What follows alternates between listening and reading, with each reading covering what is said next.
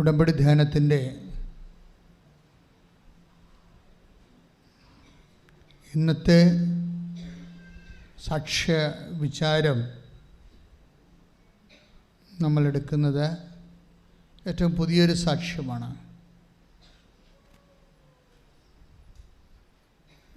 വൈക്കത്തുള്ള അനിത താമരാക്ഷൻ്റെ സാക്ഷ്യം. അതാണിപ്പോൾ ഭയങ്കര സ്പീഡായി ആൾക്കാർ കൂടുതൽ പേര് കണ്ട് പ്രാർത്ഥിച്ചുകൊണ്ടിരിക്കുന്ന ഒരു സാക്ഷ്യമാണ്. അതിൻ്റെ താഴെയുള്ള കമൻസുകളെല്ലാം സാക്ഷ്യത്തിൻ്റെ ഉള്ളിലെ സാക്ഷ്യമായി, ടെസ്റ്റിമണി വിത്തിൻ ടെസ്റ്റിമണിയായി അനേകരിലേക്ക് കർത്തൃ സാന്നിധ്യം കടന്നു ചേരണതാണ്.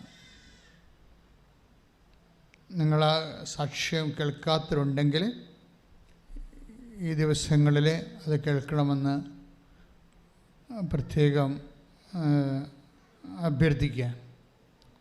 ആ സാക്ഷ്യത്തിൻ്റെ എന്താണ് അതിൻ്റെ ഉടമ്പടിയുടെ പെർസ്പെക്റ്റീവിൽ ആ സാക്ഷ്യം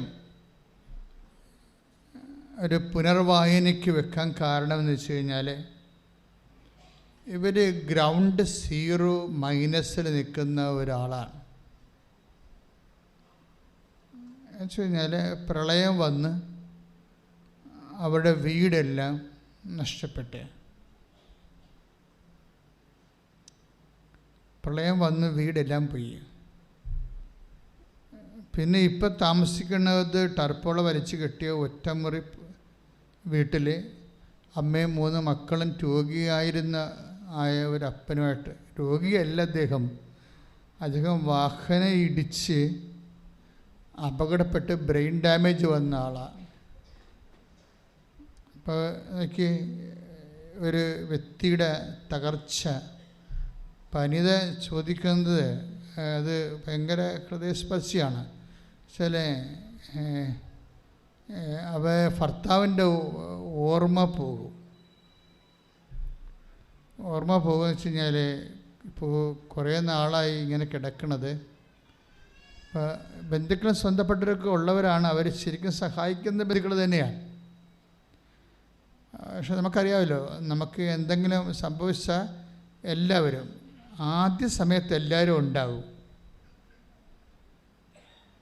അത് കഴിഞ്ഞ് ഒരു കൊല്ലമൊക്കെ എല്ലാവരും ഒരുപോലെയൊക്കെ അതിന് ഉണ്ടാകും. പക്ഷെ പിന്നെ എല്ലാവരും അവരവരുടെ ഉത്തരവാദിത്തങ്ങളിലേക്ക് പതുക്കെ പോകും. ചിലപ്പോൾ വിളിച്ചു പോലും ചോദിക്കാത്ത രീതിയിൽ അങ്ങനെ അവർ പറയുന്നുണ്ട്, ഞാനിങ്ങനെ സമൂഹത്തിലും വീട്ടിലും ഒക്കെ ബന്ധങ്ങളുമൊക്കെ ഒറ്റപ്പെട്ട് ഉൾവലിഞ്ഞു പോയെന്ന് പറയും. ഇപ്പോൾ ഒരു വ്യക്തി ഇങ്ങനെ പടിപടിയായിട്ട് തളർന്നും തകർന്നുമൊക്കെ പോകുന്ന അവസ്ഥകൾ, ഉടമ്പടി അവരെങ്ങനെയാണ് ഇങ്ങനെ അതുപോലെ തന്നെ ഉയർത്തിക്കൊണ്ടുവരുന്നതെന്ന് നമ്മൾ ഈ ധ്യാനത്തിലൂടെ പരിശോധിക്കുകയാണ്.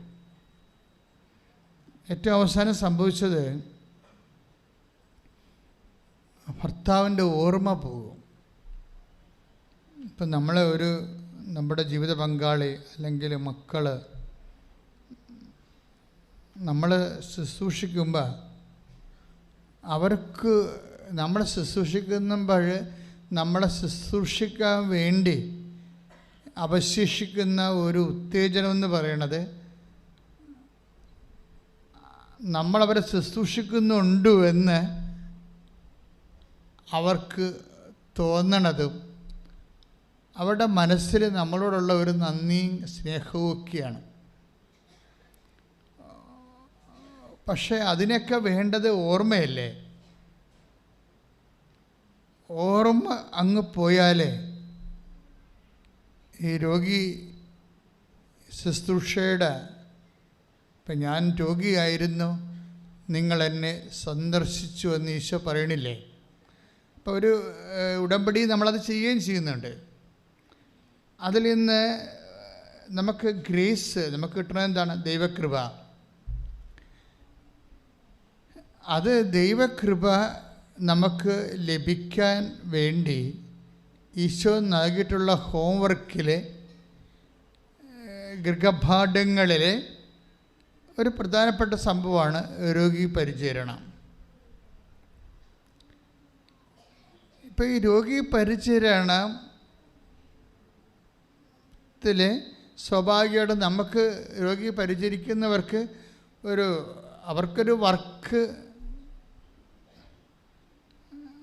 ഒരു ജോബ് സാറ്റിസ്ഫാക്ഷൻ എന്നൊക്കെ ആൾക്കാർ പറയത്തില്ലേ. ഇപ്പം ദൈവത്തെ മാറ്റി നിർത്തിയാൽ തന്നെ കേവലമായ മനുഷ്യന് ഇങ്ങനെയൊക്കെ ചെയ്യുമ്പോൾ അവർക്ക് ഒരു ജോബ് സാറ്റിസ്ഫാക്ഷൻ ഉണ്ടാകും. പക്ഷേ നമ്മൾ ആർക്ക് വേണ്ടിയാണ് ജോലി ചെയ്യണത്? അവർക്ക് ഓർമ്മയെങ്കിലും വേണം. കുറഞ്ഞ പക്ഷം ഒരു ഓർമ്മയും ഇല്ല എന്നുണ്ടെങ്കിൽ നമുക്കൊരു റിട്ടേൺസ് ഒന്നും ഇല്ല എൻ്റെ അടുത്തുനിന്ന്, അല്ലേ? അപ്പോൾ അവളൊരു പറയുന്നുണ്ടാവും, അവൾ പറയുന്നത്, അതായത് ഞാൻ പ്രാർത്ഥനയൊക്കെ നിർത്തിയിട്ട് കുറേ കാലമായി, ആരോട് പ്രാർത്ഥിക്കാനാണ്? ഇങ്ങനെ ചങ്ക തകർന്ന് ഇങ്ങനെയൊക്കെ പറയണത് നമ്മൾ കേൾക്കാം ആ സാക്ഷ്യത്തിൽ. ഞാൻ ആരോട് പ്രാർത്ഥിക്കാനാണ്? സൃഷ്ടിച്ചവൻ തന്നെ എന്നോട് എൻ്റെ ഈ അവസ്ഥ കണ്ടിട്ടും എനിക്ക് ഒരു കരകയറ്റമില്ലാത്തപ്പോൾ ഞാൻ പിന്നെ ആരോട് പ്രാർത്ഥിക്കാനാണ്? അങ്ങനെ ഒരു മാനസികാവസ്ഥ നിന്നുകൊണ്ടാണ് ഈ ഭർത്താവിൻ്റെ ഓർമ്മ വരെ പോണത്. അപ്പോൾ പറയണത്, എനിക്ക് മാനസിക രോഗമായെന്ന് തോന്നണമെന്ന് പറയും. കാര്യം എന്താണ്? ഈ ഓർമ്മയില്ലാത്ത ആളുടെ പ്രാഥമിക കാര്യങ്ങൾ അയാൾക്ക് ഓർമ്മയില്ലല്ലോ. അപ്പോൾ പ്രാഥമിക കാര്യങ്ങളൊക്കെ കൺട്രോളില്ലാതെ പോയിക്കൊണ്ടിരിക്കും. എന്നാൽ നമ്മളതൊരു വൈഫെന്ന രീതിയിൽ ദൈവത്തെ നിർത്തിയ ഒരു ശുശ്രൂഷ അതെല്ലാം നമ്മൾ നിർവഹിക്കുമ്പോൾ ആ വ്യക്തിക്ക് ഓർമ്മയില്ലെങ്കിൽ പിന്നെ അതും ഇല്ലല്ലോ. അപ്പം ഞാൻ രോഗിയായിരുന്നു, നിങ്ങളെന്നെ സന്ദർശിച്ചു എന്ന് പറയുമ്പോൾ ചിലരെങ്കിലും ഓർമ്മയില്ലാത്ത രോഗികളെ സന്ദർശിക്കുന്നു എന്നുള്ളത് സത്യമാണ്. നമുക്കതിൽ നിന്ന് ഒരു റിട്ടേൺസുമില്ല. അതുകൊണ്ടാണ് ഞാൻ രോഗിയായിരുന്നു എന്ന് ഈശോ പറയണത്. നിൻ്റെ ഭർത്താവ് രോഗിയാണെന്ന് പറയരുതെന്ന്, ഇല്ലേ? അതാണ് take the word of God. ശ്രുതികട്ടെ ഹല്ലേലൂയ. നമ്മൾ മാനസിക രോഗികളായി മാറുകയും ചെയ്യും. അപ്പം ആരെങ്കിലും ശുശ്രൂഷിക്കുന്നുണ്ട് ഉടമ്പടിയുടെ വെളിച്ചത്തിലെങ്കിൽ നിങ്ങൾ ശ്രദ്ധിക്കേണ്ട കാര്യം ഈ 25-36 എന്താണ്? ആ രോഗിയെ XY നമ്മൾ ശുശ്രൂഷിക്കുന്നവരെ ആരായിട്ട് കാണണം? നീ സ്നേഹിക്കുന്ന നിനക്ക് വേണ്ടി മരിച്ച യേശു ക്രിസ്തുവായിട്ട് കാണണം. കൈയടിച്ച് കിടത്താൻ അനുസ്മരിക്കുകയും കാരുണ്യ പ്രവർത്തികൾ ചെയ്യുമ്പോൾ എന്നെ കണ്ടത് ചെയ്യുവാൻ, നാമമഹത്വത്തിനായി അത് ചെയ്യുവാൻ ഞങ്ങളെ അഭിഷേകം ചെയ്യണമേ. ഹല്ലേലൂയ. അപ്പോൾ എല്ലാ മേഖലകളിലും പ്രത്യേകിച്ച് കുരിശ് ആയിട്ട് നമുക്ക് തോന്നുന്ന മേഖലകളെല്ലാം ആ കുരിശോടുകൂടെ ക്രൂശിക്കപ്പെട്ടവനെ കാണണമെന്നാണ് സുവിശേഷം. എവിടെയെങ്കിലും കുരിശുണ്ടെങ്കിൽ കുരിശിൻ്റെ കൂടെ ആര് കാണണം? ക്രൂശിക്കപ്പെട്ടവനെ കൂടി കാണണം. അത് കർത്താവിന് വേണ്ടിയാണ് ആ കുരിശ് കാണേണ്ടത്. അപ്പോൾ ഈ ഓർമ്മ കൂടി പോയി, വീടുമില്ല, അതുപോലെ തന്നെ മക്കളെ പഠിപ്പിക്കാൻ വിട്ടിട്ടേ അവിടെ ഫീസ് അടക്കാൻ നിവൃത്തിയില്ലാതെ മകൾ വന്ന് വീട്ടിൽ നിൽക്കുക. അപ്പോൾ ആൾക്കാരൊക്കെ ചോദിച്ചു, ഇവളെന്തോ പ്രോബ്ലം ഉണ്ട് അവിടെ ഉണ്ടാക്കിയിട്ട്, പെൺകുട്ടികളല്ലേ, അപ്പോൾ എല്ലാം പ്രോബ്ലമായിട്ട് കാണത്തുള്ളൂ നാട്ടുകാർ. ഇവളവിടെ എന്തോ പ്രോബ്ലം ഉണ്ടാക്കിയിട്ട് വന്ന് നിൽക്കുകയാണെന്ന്. പക്ഷേ ആൾക്കാരോട് പറയാൻ പറ്റുമോ? ഫീസ് അവിടെ കൊടുക്കാൻ പറ്റാത്ത കാരണം ഇറക്കി വിട്ടിരിക്കുകയാണെന്ന്. ഒരു അമ്മ മനസ്സനുഭവിക്കുന്ന വ്യത്യസ്തമായ കാലാവസ്ഥകൾ എന്തിനാണ് നിങ്ങളോട് ഞാൻ പറയണത്? എനിക്കറിയാം പലരുടെയും അവസ്ഥ ഇതുപോലെയോ ഇതിനേക്കാൾ താഴ്ന്നതോ ആണ്. ഇതിത്തിരി കൂടിയതാണെന്ന് പറയാൻ കാരണം സഹിക്കാൻ പറ്റാത്ത ഒരവസ്ഥയിൽ ഇവളെടുക്കുന്ന ഒരു തീരുമാനം പറയുന്നുണ്ട്. ഞങ്ങളെ കൂട്ടത്തോടെ ആത്മഹത്യ ചെയ്യാൻ തീരുമാനിച്ചെന്ന് സെപ്റ്റംബർ 2-ാം തീയതി ഡേറ്റൊക്കെ പറയുന്നുണ്ട്. അപ്പോൾ അവർ വിഷമൊക്കെ വാങ്ങിച്ച് വെച്ചു. അപ്പോൾ അവരുടെ ഒരു ഞാൻ എങ്ങനെ അച്ചായന് എങ്ങനെ ഞാൻ വിഷം കൊടുക്കും? അതാണ് പ്രശ്നം. കുഞ്ഞുങ്ങളെല്ലാം കഴിക്കാൻ തയ്യാറായി. ഒക്കെ കുഞ്ഞുങ്ങൾ വരെ കഴിക്കാൻ തയ്യാറായെന്ന് പറയുമ്പോൾ ആ കുടുംബത്തിൻ്റെ എന്തുമാത്രം സഹിക്കാനാവാത്ത അവസ്ഥയാണ്. ഉടമ്പടി എത്രയോ മനോഹരമാണെന്ന് പറയാൻ കാരണം അതാണ്. അതായത് കുഞ്ഞുങ്ങളോട് അമ്മ ഇങ്ങനെ ഒരു അവസ്ഥ ചെല്ലാൻ കാരണം ഇവർ 7 ലക്ഷം രൂപ, പാവപ്പെട്ടവരല്ലേ, 7 ലക്ഷം രൂപയ്ക്ക് ശരിക്കും പറഞ്ഞാൽ 7 കോടി രൂപയുടെ കടമുള്ളവരുടെ അവസ്ഥയാണ് അവർക്കുള്ളത്. അപ്പോൾ പലരും കടക്കാർ വിളിച്ച് ഭർത്താവിനെ മരണത്തിൽ നിന്ന് രക്ഷപ്പെടുത്താൻ വേണ്ടി കണ്ടപാട്ടുന്നൊക്കെ ഒരു കടം മേടിച്ച പലിശക്ക് അവരൊക്കെ ഇതിൻ്റെ ഇടയ്ക്ക് ഇവരെ വിളിക്കുന്നുണ്ട്. മകൾ വന്ന് വീട്ടിൽ നിൽക്കണുണ്ട്. അപ്പോൾ ഇങ്ങനെ വിളിക്കുമ്പോൾ അവർ അസഭ്യമൊക്കെ പറയും ഫോണിൽ. അപ്പോൾ ഇവരുടെ കണ്ണറിയാണ്ട് നിറഞ്ഞ് കണ്ണീര് താഴെ വീഴുമ്പോൾ മക്കളുടെ ആത്മവിശ്വാസം പോകും. കാര്യം അവർക്കെല്ലാം ഒരു അഭയമായിരുന്നത്. പല അഗ്നിപരീക്ഷകളിലൂടെ പോകുമ്പോഴും അമ്മയാണ് അവരുടെ അഭയം. അതിൻ്റെ തനിത പറയുന്നുണ്ട്. എൻ്റെ ബന്ധുക്കൾ വലിയ നിലയൊക്കെ ഉള്ളവരാണ്, പക്ഷെ എൻ്റെ മക്കളെ ഞാൻ അവരുടെ അടുത്ത് വിട്ടിട്ടില്ല. കാരണം അവർ നാളെ കാലങ്ങളിൽ ദാനങ്ങൾ സ്വീകരിച്ച് ജീവിക്കുന്ന ഒരവസ്ഥ വന്നാൽ അവർക്ക് അവിടെയൊക്കെ മുമ്പിലൊരു വില പോകും. എൻ്റെ മക്കളെ പ്രതിയാണ് ഞാൻ അങ്ങനെയൊക്കെ, എനിക്ക് തെറ്റാകാൻ ശരിയാകാം, കുഞ്ഞുങ്ങളുടെ അഭിമാനം ഓർത്തിട്ടാണ് ഞാൻ അവരോരോരുത്തും പണത്തിനൊന്നും വിടാതിരുന്നത്. ഒരു ലേഡിയാണ് അവർ. ശരിക്കും അവരെന്ത് എന്ത് ബുദ്ധിയും ബോധവും ഉള്ളവരാണത്. എനിക്കത് ഭയങ്കരമായിട്ട് ഇഷ്ടപ്പെട്ടു ആ നിലപാട്. കാര്യം അവർ ആ നിലപാട് കറക്റ്റാണെന്ന് എനിക്ക് എൻ്റെ ജീവിതത്തിൽ നിന്ന് മനസ്സിലായിട്ടുണ്ട്. കാര്യം ഞാൻ സെമിനാരി പഠിക്കണ സമയത്ത് എൻ്റെ അമ്മയുടെ അങ്ങേര് 2 ഡോക്ടറേറ്റ് ഉള്ള ആളാണ്. വത്തിക്കാനിൽ പോയി റോമിൽ പോയി പഠിച്ച് രൂപതയെ വന്ന് ഇവിടെ സെമിനാരി റെക്ടറാണ് അദ്ദേഹം. അപ്പോൾ അദ്ദേഹമാണ് എന്നെ ആദ്യകാലങ്ങളിലൊക്കെ ഫൈനാൻസായിട്ട് സപ്പോർട്ട് ചെയ്തുകൊണ്ടിരുന്നത്, പഠനകാര്യങ്ങളൊക്കെ. പക്ഷെ അങ്ങേര് ചെയ്തതെന്ന് വെച്ച് കഴിഞ്ഞാൽ അന്ന് 1979 അല്ല 76, അപ്പം അന്നത്തെ അച്ഛന്മാർ സെമിനാരിൽ താമസിക്കുന്നവർക്ക് 75 രൂപയാണ് ശമ്പളം. 75 രൂപ ശമ്പളം എന്നൊക്കെ പറഞ്ഞാൽ നിങ്ങൾക്ക് ശമ്പളം എന്ന് പറയും. നമ്മളല്ലേ, ഞങ്ങൾ സഭയിൽ നിന്ന് വാങ്ങിക്കുന്ന ശമ്പളമല്ല, ഞങ്ങൾക്ക് സസ്റ്റ്നൻസ് എന്ന് പറയാതെ. ഞങ്ങൾക്ക് ഉടുപ്പൊക്കെ കഴുകി ചെരുപ്പൊക്കെ പൊട്ടിയാൽ മേടിക്കാനും സോപ്പൊക്കെ മേടിക്കാനുള്ള കാശിനാണ് സസ്റ്റ്നൻസ് എന്ന് പറയും. അതാണ് ഞങ്ങൾ സഭയിൽ നിന്ന് വാങ്ങിക്കുന്നത്. പള്ളികളിലിരിക്കുമ്പോൾ അത് തന്നെ വാങ്ങിക്കണത്, ശമ്പളമല്ല. ശമ്പളം എന്ന് എങ്ങനെ പറയാൻ പറ്റുമോ? തൊഴിലുറപ്പുകാർക്ക് ഇതിനൊക്കെ കൂടുതൽ കിട്ടും. എന്താ അത്രയും നാളെ നിങ്ങളത് മനസ്സിലാക്കാൻ വേണ്ടി ഞാൻ പറഞ്ഞതേ ഉള്ളൂ. അതായത് എന്ത് അരൂപികമായിട്ടാണ് ഇതിൻ്റെ അകത്ത് ജീവിക്കണത് നിങ്ങൾക്കറിയാമല്ലോ. ഈ കൃപാസത്തിന് പോലും ഞാൻ 5 പൈസ ഇന്നുവരെ വാങ്ങിച്ചിട്ടില്ല. ശുശ്രൂഷ ചെയ്യണത് ഞാനാണ് ഇവിടെ. 20 കൊല്ലമായില്ലേ. വേണമെങ്കിൽ ഒരു ശുശ്രൂഷക്ക് 1000 രൂപ വെച്ച് മേടിക്കാമല്ലോ. അപ്പോഴും 20 കൊല്ലത്ത് എന്തുമാത്രം കാശ് കിട്ടും. ഐ ആം നോട്ട് ആ വിഷയത്തെക്കുറിച്ച് ഞാൻ ചിന്തിച്ചിട്ടില്ല. അത് കർത്താവിൻ്റെ പണമാണ്, ദൈവശുശ്രൂഷയ്ക്കുള്ളതാണെന്ന് എനിക്ക് നല്ല ബോധമുണ്ട്. പിന്നെ ഇതുപോലെ വല്ല മരുന്ന് വിലയൊക്കെ വരുമ്പോൾ അവിടുന്ന് ബില്ല് കൊടുക്കുകയാണെങ്കിൽ അവരത് പേയ്മെൻറ്റ് ചെയ്യും. എന്താ പ്രശ്നം വെച്ച് കഴിഞ്ഞാൽ സഭയിൽ സ്റ്റാറ്റ്യൂട്ടറി ആയിട്ടുള്ള എല്ലാ സ്ഥലങ്ങളും നിലനിൽക്കുന്ന ഒരു രീതിയാണിത്. പിന്നെ ഞങ്ങളെ ഉടുത്ത് കുളിച്ച് മിടുക്കന്മാരായിട്ട് നടക്കുന്നത് ഞങ്ങളെ സ്നേഹിക്കുന്ന ആൾക്കാർ ലോഹയായിട്ടും ഒത്തിരി പേര്. ഇപ്പോൾ ഈ കൃപാസനം തന്നെ റൺ ചെയ്യണത് എങ്ങനെയാണ് ശരിക്കും? ഞങ്ങൾ ഇവിടെ കുർബാന പണമെന്ന് എഴുതി വെച്ചിട്ടുണ്ടോ? ഇല്ല. സ്വസ്ഥ കാശെടുക്കുന്നുണ്ടോ? ഇല്ല. അതേസമയം തന്നെ സംഭാവന എന്ന് എഴുതി വെച്ചിട്ടുണ്ടോ? ഇല്ല. ഒരു സംഭവം സാമ്പത്തികമായിട്ട് ഒരു വിഷയമില്ല. കാര്യം ചെയ്യാത്തതിൻ്റെ കാരണം ഇതൊന്നും ഈശോയ്ക്ക് ഞങ്ങൾക്ക് ശുശ്രൂഷ ചെയ്യാൻ പറ്റത്തില്ലേ? സാമ്പത്തികത്തിന് ഏതെങ്കിലും മേഖലയിൽ ഇപ്പോൾ യൂട്യൂബ് 5 പൈസ കമ്പനിയിൽ നിന്ന് വാങ്ങിക്കണില്ല. എത്രയോ പ്രാവശ്യം അവിടെ വൗച്ചർ വന്ന് മേടിക്കണില്ല. അങ്ങനെ വന്നാൽ പരിശുദ്ധാത്മാവ് പതുക്കെ ഇറങ്ങിപ്പോവും. പക്ഷേ എന്നാൽ ഇത് മെയിൻറ്റെയിൻ ചെയ്ത് പോകണില്ലേ? സൂപ്പറായിട്ട് മെയിൻറ്റെയിൻ ചെയ്ത് പോകുന്നുണ്ട്. എന്താ കാര്യം? അമ്മ മാതാവ് വാരിക്കോരി കൊടുത്ത് അനുഗ്രഹിച്ച് നിലനിർത്തിയ ആൾക്കാർ കൊണ്ടുവന്ന് ഇതിൻ്റെ മെയിൻ്റനൻസിന് വേണ്ടിയും ശുശ്രൂഷകൾ ഭംഗിയായിട്ട് നടക്കാൻ വേണ്ടിയും ആവശ്യത്തിന് കൊടുത്തിട്ട് പോകുന്നുണ്ട്.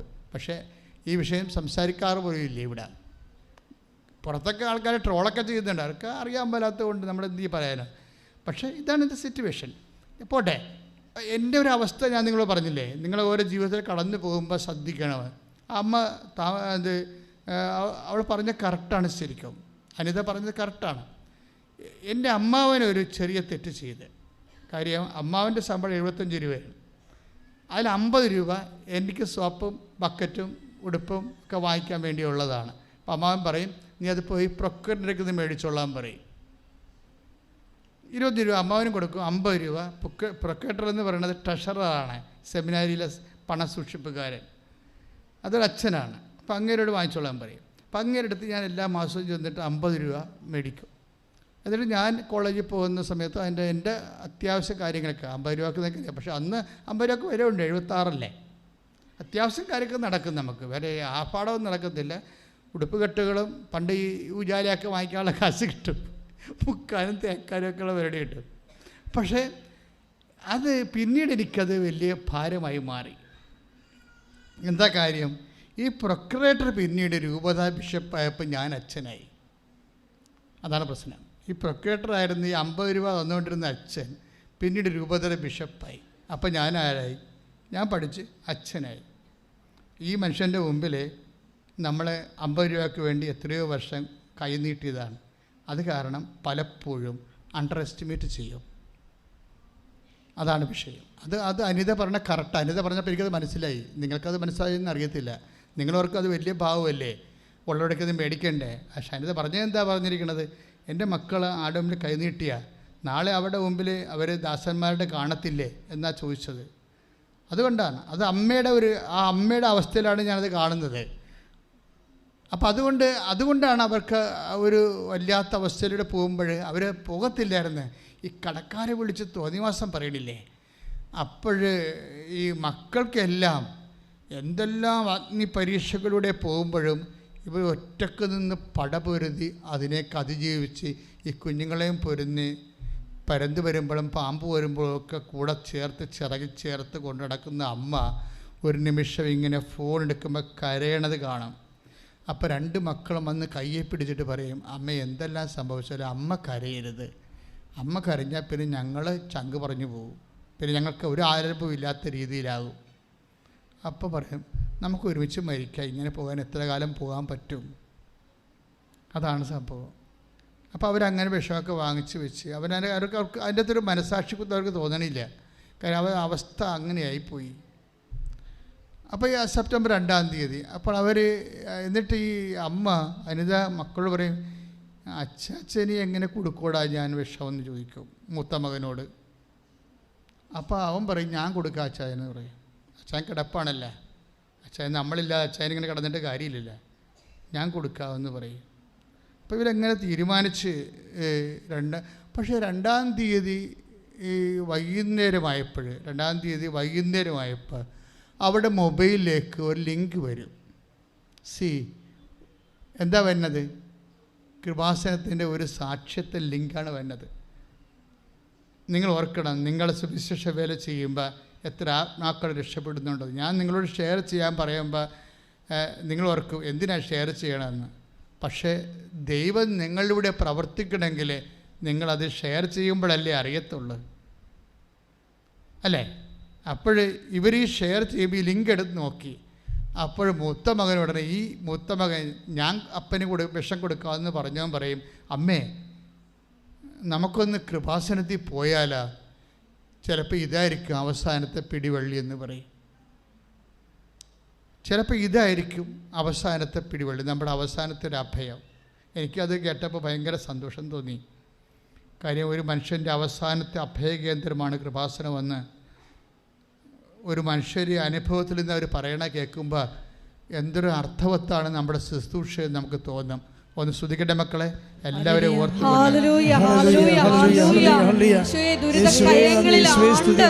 എങ്ങനെ മുന്നോട്ട് പോകുമെന്ന് അറിയാതെ വിഷമിക്കുന്ന എല്ലാ കുടുംബങ്ങളെയും പ്രത്യേകമായി ആരാധനയിൽ സമർപ്പിച്ച് പ്രാർത്ഥിക്കുന്നു.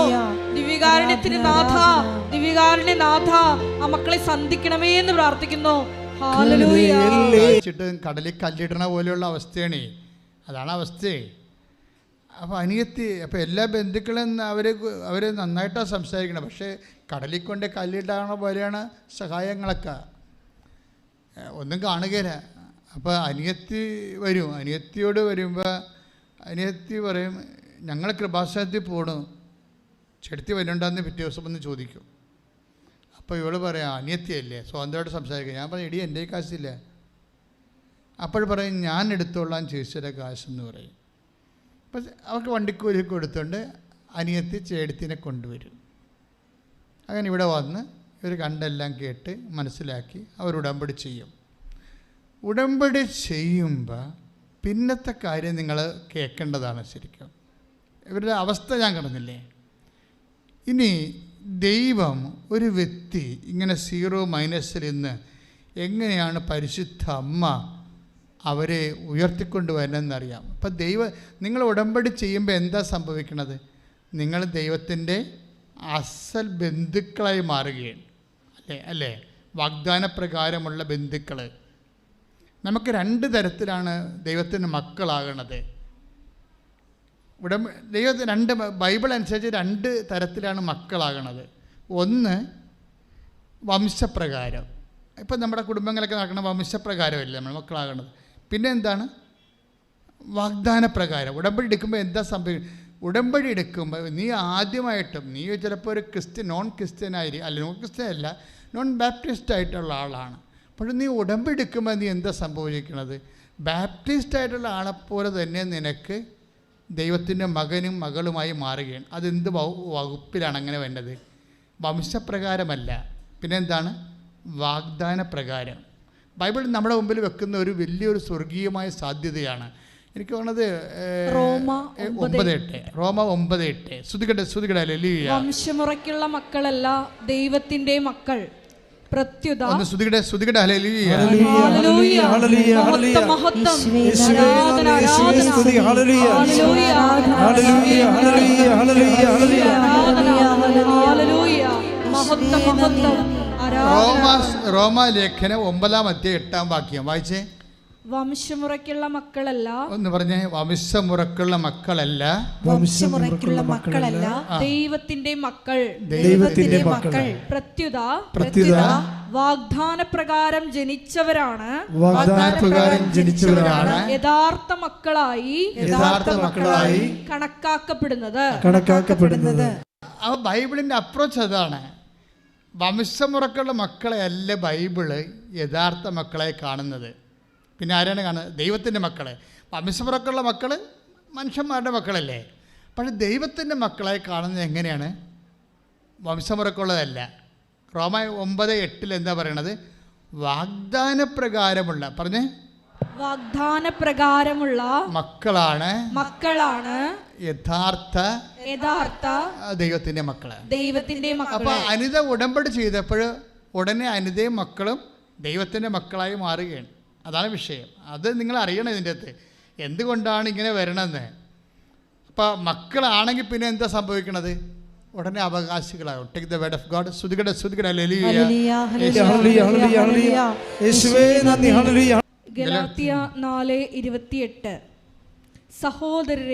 സഹോദരങ്ങളെ നമ്മളാകട്ടെ ഇസഹാക്കിനെ പോലെ വാഗ്ദാനത്തിന്റെ മക്കളാണ്. അതായത് വാഗ്ദാനപ്രകാരം വംശമുറക്കുള്ള മക്കളുണ്ട്. പിന്നെന്താണ്? വാഗ്ദാനപ്രകാരമുള്ള മക്കളുണ്ട്. ഉടമ്പടി വാഗ്ദാനത്തിൻ്റെ പ്രാർത്ഥനയാണ്. നീ ഉടമ്പടിയിൽ നമ്മൾ എന്തിനാണ് ഉടമ്പടി ചെയ്യണത്? ദൈവത്തിൻ്റെ വാഗ്ദാനങ്ങൾക്ക് നമുക്ക് അവകാശികളാകാനാണ്. ക്ലിയർ അല്ലേ? ദൈവത്തിൻ്റെ വാഗ്ദാനം എന്തുമാത്രമുണ്ട്? 7752 വാഗ്ദാനമെന്ന് ഗൂഗിൾ പറയും. ചില വെബ്സൈറ്റുകളിൽ 8852 വാഗ്ദാനം എന്ന് പറയും. കാരണം ഒരു മനുഷ്യൻ്റെ ഫിസിക്കാലിറ്റി ആൻഡ് സ്പിരിച്വാലിറ്റി മെയിൻ്റെനൻസിന് വേണ്ടി ദൈവം 8000-ഓളം വാഗ്ദാനങ്ങളാണ് കൊടുത്തിരിക്കുന്നത്. ഈ 8000 വാഗ്ദാനങ്ങൾ അനുദിന ജീവിത ആവശ്യങ്ങളും നിത്യജീവിതത്തിൻ്റെ ആവശ്യങ്ങളും നിറഞ്ഞു നിൽക്കുകയാണ്. When we come to the covenant relation we become heirs of this, നമ്മൾ റൈറ്റ് ഹോൾഡേഴ്സ് ആവും ഇതിൻ്റെ എന്താണ് ദൈവത്തിൻ്റെ വാഗ്ദാനങ്ങളുടെ. അതാണ് മക്കളെങ്കിൽ അവകാശികളുമാണ്. പക്ഷെ അവകാശികളും മക്കളുമാക്കുന്നത് എന്താണ്? ഉടമ്പടിയാണ്. ഉടമ്പടി വഴി വാഗ്ദാനങ്ങളിലൂടെയാണ് നമ്മൾ പ്രാപിച്ചുകൊണ്ടാണ് ദൈവത്തിൻ്റെ മക്കളാകുന്നത്. മക്കളാകുമ്പോൾ അവകാശികളുമാകും. അനിത ഉടമ്പടി എടുക്കുമ്പോൾ വാഗ്ദാന പ്രകാരം ദൈവത്തിൻ്റെ മകളുമായി ആ കുടുംബം മുഴുവൻ ദൈവത്തിൻ്റെ മക്കളായിട്ട് പിന്നെ എന്തായി? ദൈവത്തിൻ്റെ വാഗ്ദാനങ്ങളുടെ അവകാശികളാകും. ഇത് ആദ്യം മുതലുള്ള ഏത് വാഗ്ദാനം എന്ന് ചോദിച്ചു കഴിഞ്ഞാൽ ആദ്യം മുതലേ വാഗ്ദാനം ഉണ്ടാവും. ഇപ്പോൾ ഉൽപ്പത്തി പുസ്തകത്തിൻ്റെ 17:26 ഈ വാഗ്ദാനമുണ്ട്. 17:16 ഉൽപ്പത്തി പുസ്തകം 17:16 എടുത്ത് ശ്രുതികട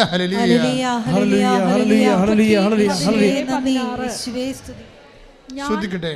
ഞാൻ അവളെ അനുഗ്രഹിക്കും എന്ന് പറഞ്ഞ ഞാൻ അവളെ അനുഗ്രഹിക്കും, ഞാൻ അവളെ അനുഗ്രഹിക്കും. അവളിൽ നിന്ന് ഞാൻ നിനക്ക് ഒരു പുത്രനെ തരും, ഒരു പുത്രനെ തരും. അവളെ ഞാൻ അനുഗ്രഹിക്കും, അവളെ ഞാൻ അനുഗ്രഹിക്കും. അവൾ ജനതകളുടെ മാതാവാകും, അവൾ ജനതകളുടെ മാതാവാകും. വാഗ്ദാനം കണ്ട. അതായത് ഇത് ഇത് ഇത് ശരിക്കും പറഞ്ഞാൽ ഇസഹാക്കിനെ കുറിച്ച് പറയണതാണ്. പക്ഷേ ഇസഹാക്കിന് സാറാക്കിന് യോജിക്കണില്ല. ഇത് യോജിക്കണത് എന്താ കാര്യം വെച്ച് കഴിഞ്ഞാൽ ജനതകളുടെ മാതാവാകും എന്ന് പറഞ്ഞെങ്കിലും ഒരു കംപ്ലീറ്റ് പൂർണ്ണ മാതാവാകത്തില്ല അവർ. അതെന്താ കാര്യം എന്ന് വെച്ച് കഴിഞ്ഞാൽ അതിനുള്ള കാരണം വെച്ച് കഴിഞ്ഞാൽ ഇവരുടെ ഭാഗത്തുനിന്ന് വന്നിട്ടുള്ള മാനുഷികമായ ന്യൂനതകൾ ഭയങ്കരമാണ്. സാറയുടെ ഭാഗത്തുനിന്നായാലും ശരി. എന്താ കാര്യം എന്ന് വെച്ച് കഴിഞ്ഞാൽ ഇപ്പം നമ്മൾ 17 ഒന്ന് വായിച്ചോളൂ. ജനസിസ് ഉൽപ്പത്തി 17:16 വായിച്ചോളൂ. ഞാൻ അവളെ അനുഗ്രഹിക്കും, അവളിൽ നിന്ന് ഞാൻ നിനക്ക് ഒരു പുത്രനെ തരും, അവളെ ഞാൻ അനുഗ്രഹിക്കും, അവൾ ജനതകളുടെ മാതാവാകും. അപ്പം ഞാൻ അവളെ അനുഗ്രഹിക്കും, അവളിൽ നിന്ന് ഞാൻ നിനക്കൊരു പുത്രനെ തരും, അവൾ ജനതകളുടെ മാതാവാകും എന്നൊക്കെ പറഞ്ഞാലേ ഇത് പെട്ടെന്ന് മനസ്സിലാകണത് എന്താണെന്നറിയാവുക?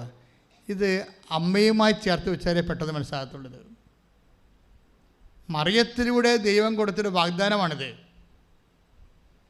അതറിയണമെങ്കിൽ ജനതകളുടെ മാതാവാകും എന്ന് പറഞ്ഞാൽ ഇപ്പം ഞാൻ പണ്ടൊരു പള്ളിയിലിരിക്കുമായിരുന്നു. 5 കൊല്ലം അവിടെ വികാരിയായിട്ടിരുന്നത്. ആ പള്ളിയുടെ പേര് ദൈവജനമാതാവാണ്, ജനതകളുടെ മാതാവാണ്. ജനതകളുടെ മാതാവ് അത് സഭയുടെ ഏറ്റവും വലിയൊരു സങ്കല്പമാണ്. ജനതകളാണ്, അല്ലാതെ ക്രിസ്ത്യൻസിൻ്റെ മാതാവ് എന്നല്ല പറയണത്. ജനതകളുടെ മാതാവാണ്, മനുഷ്യ മക്കളുടെ എല്ലാവരുടെയും മാതാവാണ്. ശ്രുതികട്ടെ ഹല്ലേലൂയ.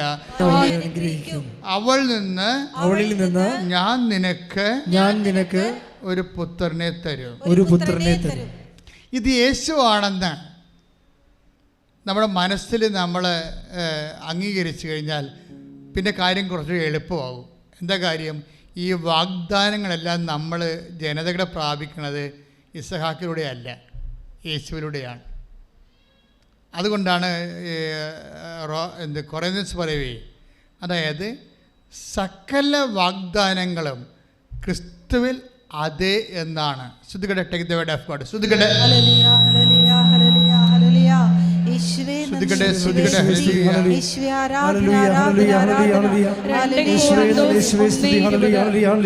രണ്ട് കൊരിന്ത്യർ 1:20 ദൈവത്തിന്റെ സകല വാഗ്ദാനങ്ങളും പറഞ്ഞ ദൈവത്തിന്റെ സകല വാഗ്ദാനങ്ങളും ക്രിസ്തുവിൽ അതേ എന്ന് തന്നെ. അതുകൊണ്ട് തന്നെയാണ് ദൈവമഹത്വത്തിന് അവൻ വഴി ഞങ്ങൾ ആമേൻ പറയുന്നത്. അപ്പൊ ഈ രണ്ട് വചനങ്ങൾ ഇപ്പൊ ഇതിന് എന്തിനോട് യോജിക്കേണ്ടത്? ഞാൻ അവളെ അനുഗ്രഹിക്കും. അതായത് ജനസിസ് 17 ഉൽപ്പത്തി 17:16 കൂടെയാണ് 2 കൊരിന്ത്യർ 1:20 ചേർത്ത് വെക്കേണ്ടത്. എന്നാൽ മാത്രമേ വാഗ്ദാനത്തിൻ്റെ അർത്ഥം കൃത്യമായിട്ട് മനസ്സിലാകത്തുള്ളൂ. എന്താ കാര്യം വെച്ച് കഴിഞ്ഞാൽ വാഗ്ദാന പ്രകാരമുള്ള സന്തതികളെ പരിശുദ്ധ അമ്മയിലൂടെയാണ് ലോകത്തിന് വരണത്. ഈശോ ആണ് ആദ്യ സന്തതി, പ്രഥമജാതൻ എന്ന് പറയുന്നത്. ഈശോയാണ് വാഗ്ദാനങ്ങളുടെ സാകല്യം. അതുകൊണ്ട് 2 കൊറിന്ത്യൻസ് 1:20 പറയും. എന്താ പറയണത്? സകല വാഗ്ദാനങ്ങളും പറഞ്ഞേ, സകല വാഗ്ദാനങ്ങളും ക്രിസ്തുവിൽ അതെ എന്ന് തന്നെയാണ്. അതേ എന്ന് തന്നെയാണ്. അപ്പൊ ദൈവത്തിൻ്റെ മുഴുവൻ വാഗ്ദാനങ്ങൾ നമുക്ക് ലഭിക്കുന്നത് ആരിൽ നിന്നാണ്? അമ്മയിൽ നിന്ന് പിറന്ന ക്രിസ്തുവിലൂടെയാണ്. അതാണ് എൻ്റെ വിഷയം. ഈ അമ്മയ്ക്ക് അനുഗ്രഹം എങ്ങനെ കിട്ടുന്നതാണ്? അത് ജനേസിസിൽ നിന്ന് കിട്ടുന്നതാണ്.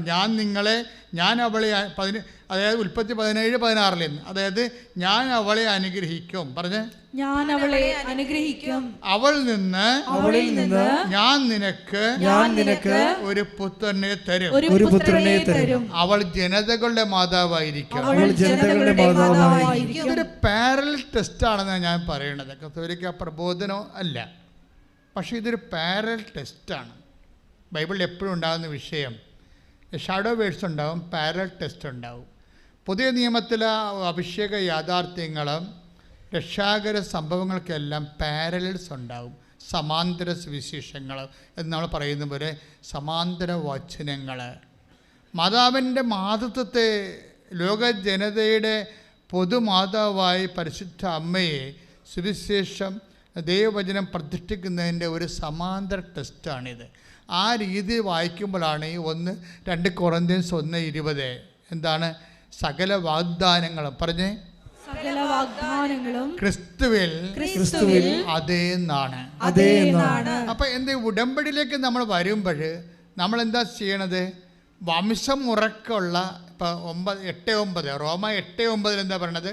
വംശമുറക്കുള്ള സന്തതി പരമ്പരകളുണ്ടാവും. അതേസമയം തന്നെ വാഗ്ദാന പ്രകാരമുള്ള സന്തതി പരമ്പരകളുണ്ടാകും. സ്വാഭാവികമായിട്ട് മാനുഷികമായി പറഞ്ഞാൽ ബൈ മെറിറ്റ് നമുക്ക് സന്താനം ഉണ്ടാകുന്നത് വംശമുറക്കാണ്. ബൈ ഗ്രേസ് ഉടമ്പടി എന്താ വർക്ക് ചെയ്യണത്? Not by merit but by grace. നമ്മൾ റോമ 9:8 വായിച്ചേ. ശ്രുതികട്ടെ ഹല്ലേലൂയ. റോമ 9:8 വംശമുറയ്ക്കുള്ള മക്കളല്ല. ഒന്ന് പറഞ്ഞേ, വംശമുറക്കുള്ള മക്കളല്ല, ദൈവത്തിന്റെ മക്കൾ. പ്രത്യുത വാഗ്ദാന പ്രകാരം ജനിച്ചവരാണ് യഥാർത്ഥ മക്കളായി കണക്കാക്കപ്പെടുന്നത്. അപ്പൊ വാഗ്ദാന പ്രകാരം ജനിച്ച മക്കളാണ് ആര്? ദൈവത്തിൻ്റെ മക്കള്. ദൈവത്തിൻ്റെ മക്കളാണ് ദൈവത്തിൻ്റെ അവകാശികൾ. ഈ മക്കളുടെ പ്രഥമ അവകാശം എന്താണ്? ക്രിസ്തുവാണ്. കാര്യം എന്താണ്? സകല വാഗ്ദാനങ്ങളും ക്രിസ്തുവിലാണ് ആമേൻ പറയണത്. ഈ വചനത്തിൻ്റെ ഈ ലിങ്ക് പോകുന്ന പശ്ചാത്തലത്തിലാണ് നമ്മൾ യോഹന്നാൻ 19:27 വായിച്ചാൽ കുറച്ചുകൂടി ഒരു വെളിച്ചം കിട്ടും നമുക്ക്. യോഹന്നാൻ 19:27 യോഹന്നാൻ 19:27 അനന്തരം അവൻ ആ ശിഷ്യനോട് പറഞ്ഞു. അനന്തരം അവൻ ആ ശിഷ്യനോട് പറഞ്ഞു, ഇതാ നിന്റെ അമ്മ. അപ്പോൾ മുതൽ ആ ശിഷ്യൻ അവളെ സ്വന്തം ഭവനത്തിൽ സ്വീകരിച്ചു. Price the Lord. ഇതാണ് അന്ന് മുതലാണ് പുതിയ ജനത ഉണ്ടാകുന്നത്. ക്രിസ്തുവിൽ വിശ്വസിക്കുന്നവരെല്ലാം ദൈവത്തിൻ്റെ എല്ലാ വാഗ്ദാനങ്ങൾക്കും അവകാശികളായി മാറുന്നു. ഞാൻ അവളെ അനുഗ്രഹിക്കും, അവളിൽ നിന്ന് ഞാൻ നിനക്ക് ഒരു പുത്രനെ തരും. അവളെ ഞാൻ അനുഗ്രഹിക്കും, അവൾ ജനതകളുടെ മാതാവാകും. Price the Lord. അവളിൽ നിന്ന് ജനതകളുടെ രാജാക്കം ഉത്ഭവിക്കും. Praise the Lord. ഹല്ലേലൂയ. ഇതെല്ലാം എബ്രാഹത്തിന് കൊടുക്കുന്ന വാഗ്ദാനങ്ങളാണ്. പക്ഷേ ഇസ്ഹാക്കിലൂടെ അത് നിറവേറണില്ല എന്നുള്ളത് സത്യമായ കാര്യമാണ്.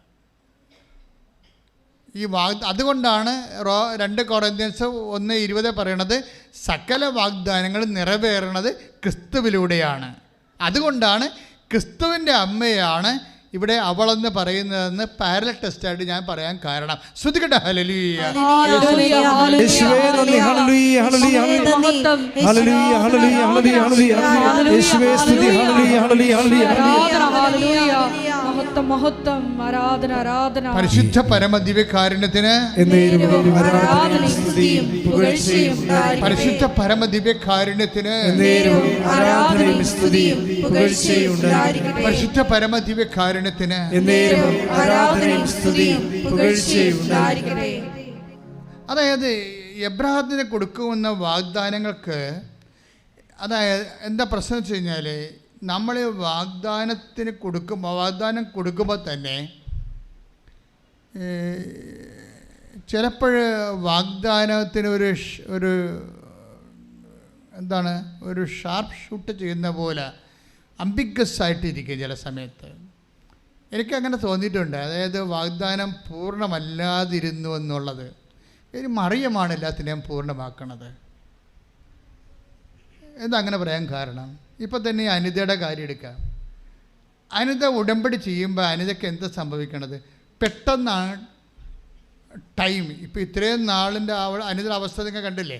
ഇപ്പം എന്താ സംഭവിക്കണം? അനിതയ്ക്ക് വരാൻ പോണത് ഉടമ്പടി എടുത്തോടു കൂടി അവൾ പറയണത്, ഉടമ്പടി ചെയ്തതോടുകൂടി എന്തോ എൻ്റെ ജീവിതത്തിൽ സംഭവിക്കാൻ പോകുന്ന പോലെ എനിക്ക് തോന്നാൻ തുടങ്ങിയെന്ന്. അതായത് അത് ഈ സഞ്ചാരി മാതാവിൻ്റെ ഒരു പ്രത്യേകതയാണ്. അത് ഇപ്പോൾ ഈ അനിത മാത്രമല്ല, ഒത്തിരി പേർ റിപ്പോർട്ട് ചെയ്യുന്നുണ്ട്. ഉടമ്പടി എടുത്തു കഴിയുമ്പോൾ മാതാവ് ഇങ്ങനെ കൂടെ നിൽക്കുന്ന കാരണം, കൂടെ വരുന്ന കാരണം അവരെ ഒരു പണ്ടില്ലാത്തൊരു ആത്മവിശ്വാസം ഇങ്ങോട്ട് കയറും. ആത്മധൈര്യം വരും. ആത്മധൈര്യം വരുമ്പോൾ എപ്പോഴും നിങ്ങൾ ഓർക്കണം, നിങ്ങൾക്കൊരു ആത്മധൈര്യം വന്നാൽ അതിൻ്റെ അർത്ഥം ദൈവ സാന്നിധ്യം വരുമ്പോഴാണ് നമുക്ക് ആത്മധൈര്യം വരണത്. ഈ ആത്മധൈര്യം ഈ ഉടമ്പടിയിൽ ഭയങ്കരമായ രീതിയിൽ വിശ്ലേഷിക്കേണ്ട ഒരു പരീക്ഷണ വസ്തുവാണ് ആത്മധൈര്യം. എന്നാൽ ജോഷുവയുടെ പറഞ്ഞെന്താണ്? ശക്തനും ധീരനുമായിരിക്കുക. 1:9 നമ്മൾ വായിക്കണല്ലേ ജോഷുവ? സ്ഥാവര ജംഗമ വസ്തുക്കളെ കുറിച്ച് ശക്തനും ധീരനുമായിരിക്കുക, ഭയപ്പെടുകയോ പരിഭ്രമിക്കുകയോ ചെയ്യരുതെന്ന് നിന്നോട് ഞാൻ കൽപ്പിച്ചിട്ടില്ലയോ? നിന്റെ ദൈവമായ കർത്താവ് നീ പോകുന്നിടത്തെല്ലാം നിന്നോട് കൂടെ ഉണ്ടായിരിക്കും. ധൈര്യം വരണം എപ്പോഴാണ്? അത് ദൈവം 1:9 അനുസരിച്ച് കൂടെ വരുമ്പോഴാണ്. ഇപ്പം അനിത ഉടമ്പടി എടുത്തു. അനിത അവസ്ഥ 1:9 അനുസരിച്ച് അനിത പറയണത് ഇവിടുന്ന് ഇറങ്ങിയപ്പോൾ തന്നെ എന്തോ ഒരു നിങ്ങൾക്ക് ഒരു ധൈര്യം തോന്നി. ഇപ്പം കഴിഞ്ഞ ദിവസങ്ങളിൽ നമ്മളൊക്കെ ധൈര്യം തോന്നാൻ തുടങ്ങി.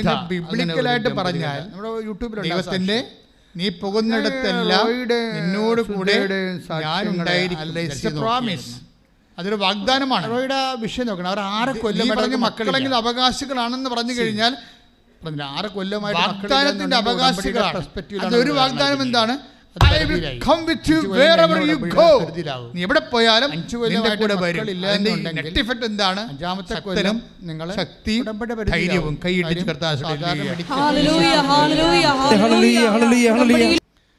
പിന്നെ ലക്ഷങ്ങൾ ഇനി അത് നടക്കണമെങ്കിൽ തന്നെ പിന്നെ ലക്ഷങ്ങൾ ചിലവാകും. ഇപ്പം 5 കൊല്ലം കഴിഞ്ഞിട്ടും വൈദ്യശാസ്ത്രത്തിലൂടെ മക്കളെ കൊടുക്കുന്നുണ്ടല്ല. പക്ഷെ അതിൻ്റെ നിങ്ങൾ ചിലവ് ചോദിച്ചോ? അവരുടെ എന്ത് ചിലവായെന്ന് ചോദിച്ചാൽ ഒരു കൊച്ചിന് 10 കൊച്ചിൻ്റെ പൈസ ചിലവായിട്ടുണ്ട് അവർക്ക്. ബൈബിൾ കർത്താവ് കുഞ്ഞിനെ തരുമ്പോൾ ഈ ചിലവൊന്നും ഉണ്ടാകത്തില്ല. അതാണ് വ്യത്യാസം. അതാണ് വംശം പിറക്കും വാഗ്ദാന പ്രകാരം നമ്മൾ വ്യത്യാസം. അതാണ് ഇപ്പോൾ റോയി എന്താ പറയണത്? We have tried almost all the medical options എന്നാൾ പറഞ്ഞു. അയാൾ എബ്രോഡല്ലായിരുന്നു, ഇവിടെ ഇല്ലായിരുന്നു. ഭാര്യയും ഭർത്താവും വിദേശത്തായിരുന്നു. അപ്പോൾ വിദേശത്ത് 6 കൊല്ലം ജീവിച്ചിട്ട് ഓൾമോസ്റ്റ് ഓൾ അവർക്ക് അവിടെ ലഭ്യമായിട്ടുള്ള മക്കളെ ജനിപ്പിക്കാൻ ആവശ്യമായ എല്ലാവിധ നിലവിലുള്ള സാങ്കേതിക വിദ്യകളെല്ലാം അവർ പണം മുടക്കി നടന്നേ അവസാനം പരാജയപ്പെട്ടു. അവർ നാട്ടിലേക്ക് പോരുകയാണ്. മക്കളില്ലാതെ വിദേശത്ത് നിന്നിട്ട് എന്നാ കാണിക്കാനാണെന്ന് വെച്ചുകൊണ്ട് അവർ നാട്ടിലോട്ട് പോരുകയാണ്. നാട്ടിലോട്ട് പോയി 2 പേരും കൂടി അങ്ങനെ നിരാശപ്പെട്ട് മദ്രാസിൽ സെറ്റ് ചെയ്യാമെന്ന് വിചാരിച്ചു. അടൂരുകാരാണ്. മദ്രാസിൽ സെറ്റ് ചെയ്യാമെന്ന് വിചാരിച്ചു. ചെന്നൈയിൽ അവരങ്ങനെ രണ്ടുപേരും ജോലി കണ്ടുപിടിച്ചു. അവർ എക്സ്പെർട്ടുകളാണ്. ജോലി കണ്ടുപിടിച്ചു. ജോലി കണ്ടുപിടിച്ചപ്പോൾ പെട്ടെന്ന് ഈ റോയിയുടെ സങ്കടങ്ങളൊക്കെ അയാളുടെ ഓണറിനോട് പറയും. ഇടയ്ക്ക് ഓണറിനോട് പറഞ്ഞ്, ഞാനിങ്ങനെ കുറച്ച് പ്രശ്നങ്ങളായിട്ട് അവിടെ നിന്ന് പോകുന്നത്, മക്കളില്ലാതെ അവിടെ നിന്നിട്ട് കാര്യമില്ലല്ലോ, ഞങ്ങൾ ട്രൈ ചെയ്യാനുള്ള എല്ലാ മെഡിക്കേഷൻ ചെയ്തു എന്നൊക്കെ പറയുമ്പോൾ ഈ ഓണർ പറയുവേ, നിങ്ങൾ വന്ന് എൻ്റെ വൈഫ് മിനിയോടൊന്ന് സംസാരിക്കാൻ പറയും. വിറ്റാണ് ഭയങ്കര. അപ്പോൾ നിങ്ങൾ ഓർക്കരുത് മിനി ഗൈനക്കോളേജിൽ എക്സ്പെർട്ടാണെന്ന് വിചാരിക്കരുത്. മിനിയോട് സംസാരിക്കാൻ പറയും. രാവിലെ പുള്ളി വണ്ടി അയച്ചു കൊടുക്കും. എന്നിട്ട് റോയും സുധയും കൂടി വണ്ടിയെ കയറി ഓണറിൻ്റെ വീട്ടിൽ ചെല്ലുമ്പോൾ ഓണറിൻ്റെ വൈഫ് മിനി ഇവരെ സ്വീകരിക്കും. എന്നിട്ട് ഇവരുടെ മിനി എന്താ പറയണത്? കൃപാസനം മാതാവിനെക്കുറിച്ചാണ് പറയണത്. അതാണ് വിഷയം. ആ സ്റ്റോറി പോണപ്പോക്ക് വളരെ ആ സ്റ്റോറിയുടെ സഞ്ചാരം നിങ്ങൾ ശ്രദ്ധിക്കണം. ഇവരും നല്ല ശരിക്കും ഇൻവെസ്റ്റ്മെൻ്റുള്ള ലേഡിയാണ്. ആരാണ്? ഈ ഓണറിൻ്റെ വൈഫ്. അവർ ചെന്ന് ഇടയ്ക്കൊക്കെ സമയം കിട്ടുമ്പോഴൊക്കെ വന്ന് മാതാവിനെ കണ്ട് ലോക്യവും പറഞ്ഞ് കൂട്ടം കൂടി പ്രാർത്ഥിച്ചൊക്കെ പോണ ആളാണ്. അപ്പോൾ മാതാവിൻ്റെ എനിക്കവരാന്നും അറിയത്തില്ല. അവരിങ്ങനെ എന്തുമാത്രം അനോണിമസ് ആയിട്ടുള്ള മാതാവിൻ്റെ മക്കളുണ്ട്. അവർ അമ്മയുമായിട്ടുള്ള ട്രാഫിക്കാണ്. നമുക്കതിൻ്റെ പങ്കൊന്നുമില്ല. ഇങ്ങനെ ഓരോരുത്തരും ഓരോ അനുഭവങ്ങൾ പറയുമ്പോഴാണ് ഇങ്ങനെയുള്ള അനോണിമസ് ആയിട്ടുള്ള അജ്ഞാത ശിശുക്കളുണ്ടല്ലോ എന്ന് ഓർക്കണം മാതാവിന് പറയും. അവരിങ്ങനെ അവർ പല ആൾക്കാരും മാതാവിൻ്റെ മുഖത്തോട് നോക്കിയിട്ട് പോകും. ചിലർ എൻ്റെ വർത്തമാനം പറഞ്ഞിട്ട് പോകും. അങ്ങനെ കുറേ ആൾക്കാരുണ്ട്. അപ്പം മിനി പറഞ്ഞ്, കുഴപ്പമില്ല, നിങ്ങളൊരു ഓൺലൈൻ ഉടമ്പടി എടുക്കാൻ പറഞ്ഞ്. കാര്യം ഭയങ്കര കോവിഡാണ്, ഇതെല്ലാം ബ്ലോക്കാണ്, ഇങ്ങോട്ട് വരാനൊന്നും പറ്റത്തില്ല. അപ്പം മിനി അവരോട് പറഞ്ഞ്, നിങ്ങളൊരു ഓൺലൈൻ ഉടമ്പടി എടുക്കാം. ഞങ്ങൾ ഓൺലൈൻ ഉടമ്പടി സ്റ്റാർട്ട് ചെയ്ത കാലത്ത്, കോവിഡ് കാലത്ത് അമ്മ തന്നൊരു വരദാനമാണ് ഓൺലൈൻ ഉടമ്പടി. ഇപ്പോൾ അതുകൊണ്ട് രക്ഷപ്പെടണമൊക്കെ വിദേശ രാജ്യങ്ങളിലുള്ള ആൾക്കാരാണ്. ലൈറ്റൊക്കെ അതിൻ്റെ ബ്രേക്ക്ഫാസ്റ്റാണ് ആദ്യം തന്നത്. എന്ത് തൊട്ടാലും അമ്മ അതിൻ്റെ ആൻസർ ചെയ്യും. അതൊക്കെ വെച്ച് കഴിഞ്ഞാൽ ലക്ഷക്കണക്കിന് ജപമാല ഇതിൽ ഡെപ്പോസിറ്റ് ചെയ്തിരിക്കുകയല്ലേ. ഭയങ്കര ഡെപ്പോസിറ്റ് അതിന് ലൈറ്റൊക്കെ ക്യാൻഡലിനും അതുപോലെ. അതിപ്പോൾ ഞങ്ങൾ ഫോൺ എടുക്കുന്നത് കൂടിയില്ല. നിങ്ങൾ ചുമ്മാ അടിച്ചാൽ മതി. അമ്മയുടെ പേരിൽ ഒരു മധ്യസ്ഥം അടിച്ചാൽ അതിന് അമ്മ ആൻസർ ചെയ്യും. കാര്യം 2003 ജപമാലകളെല്ലാം എത്രയോ കോടിക്കണക്കിന് ജപമാലകളല്ലേ ഇതിൻ്റെ ആസ്തിയായിട്ട് നിരതദ്രവ്യമായിട്ട് വെച്ചിരിക്കണത്. അതുകൊണ്ടാണ് അത് പെട്ടെന്ന് വർക്ക് ചെയ്യണ കാരണം. അപ്പോൾ എന്നോട് പലരും ചോദിച്ചു, അച്ഛാ ഉടമ്പടി ചെയ്ത് 2015 തൊട്ട് 19 വരെ ഉടമ്പടി ചെയ്തിട്ടുള്ള അതിൻ്റെ അനുഭവം കിട്ടിയ ആൾക്കാർ ഓൺലൈൻ ചെയ്തിട്ട് അവർ മൈൻഡ് ചെയ്യില്ല.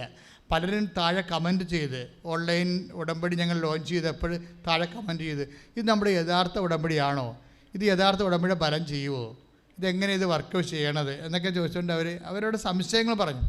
പക്ഷേ അമ്മ ആ കാലത്ത് പട്ടിണിക്കാലത്ത് തന്ന ഒരു ഭക്ഷണമാണത് അല്ലേ. കോവിഡ് എല്ലാ ധ്യാനകേന്ദ്രങ്ങളും അടച്ചു കഴിഞ്ഞപ്പോഴേ നെക്കിക്കളിയിലാഞ്ഞ കാലത്ത് അമ്മ തന്ന ഒരു സെർവിങ് ഫുഡാണ്. അമ്മ ഫുഡ് സെർവ് ചെയ്ത ഒരു അമ്മ ഭക്ഷണമാണത് ഓൺലൈൻ ഉടമ്പടിയെ. അപ്പോൾ ഇവർ ഓൺലൈൻ ഉടമ്പടി എടുക്കാൻ പറഞ്ഞു. അപ്പോൾ മിനിയുടെ ആ പറച്ചിൽ ഭയങ്കര ഗംഭീരമായത് കൊണ്ട് ഇവർ ഇതെന്താ സംഭവം, കമ്പ്യൂട്ടറെ ഇങ്ങനെ അടിച്ച് കയറ്റണമല്ലേ.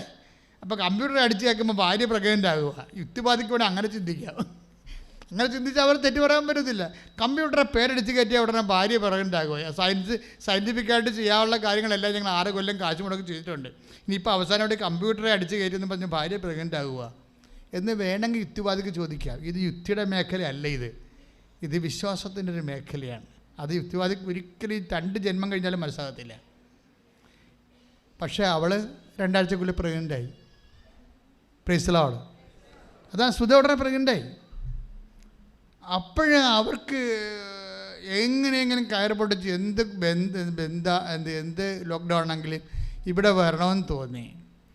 അങ്ങനെ ഇവർ വന്ന് അവർ തീർത്ഥാടന ഉടമ്പടിക്കാൻ പറ്റത്തില്ല. അതായത് ഇവിടെ വന്ന് പുറത്തു നിന്ന് പ്രാർത്ഥിച്ചു പോകുന്ന ഒരു കാലം ഉണ്ടായിരുന്നു. അങ്ങനെ അകലെ നിന്നൊക്കെ ആൾക്കാർ 100-300 കിലോമീറ്റർ അകലെ നിന്ന് വരും. എന്തിനാ വന്നത്? ഇതിൻ്റെ വാതിക്കെ നോക്കി നിന്നിട്ട് പോകാൻ വന്നതാണ്. ഈ ഉടമ്പടിക്കാലത്ത്, ഈ കോവിഡ് കാലത്ത് മനുഷ്യൻ വിശ്വാസികൾ ജീവിച്ച ഒരു ജീവിതമാണ്. ഞാൻ എപ്പോൾ നോക്കിയാലും 10-50 പേര് അവിടെ നിൽക്കണ കാണാം. ഇങ്ങനെയുള്ള നിപ്പ് ഞാൻ കണ്ടിരിക്കുന്നത് കരയുന്ന മതിലിൻ്റെ അടുത്താണ് നിന്നത്. ഇസ്രയേലിൽ പോയപ്പോഴേ ജെറുസലേം ദേവാലയത്തിന് മതിൽ നിൽക്കുന്നുണ്ട് അവിടെ ഇപ്പോഴും.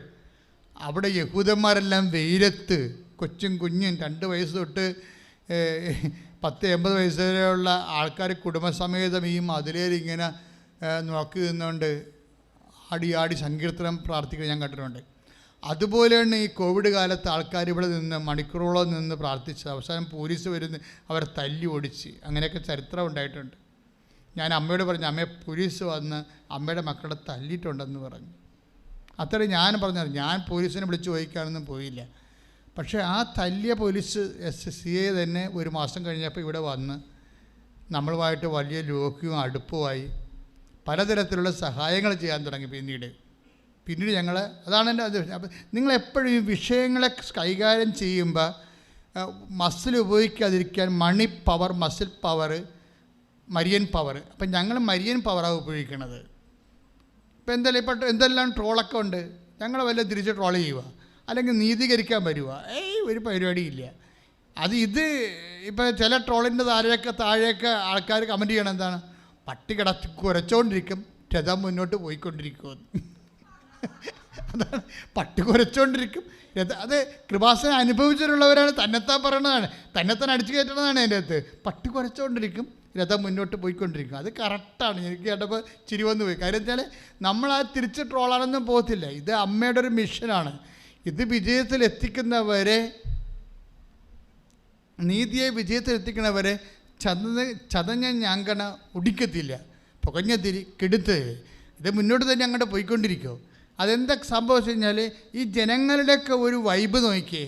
അവരിവിടെ വന്നിട്ട് ഏത് കോവിഡാണെങ്കിലും ശരി, പോലീസിൻ്റെ അടി കൊണ്ടായാലും അടഞ്ഞ കൃപാസനം വാതിനകത്തേക്ക് നോക്കി കണ്ണീരിട്ട് നിൽക്കുന്നൊരു മനുഷ്യൻ. അതാണ് ഇതിൻ്റെ ആസ്തി എന്ന് പറയണത്.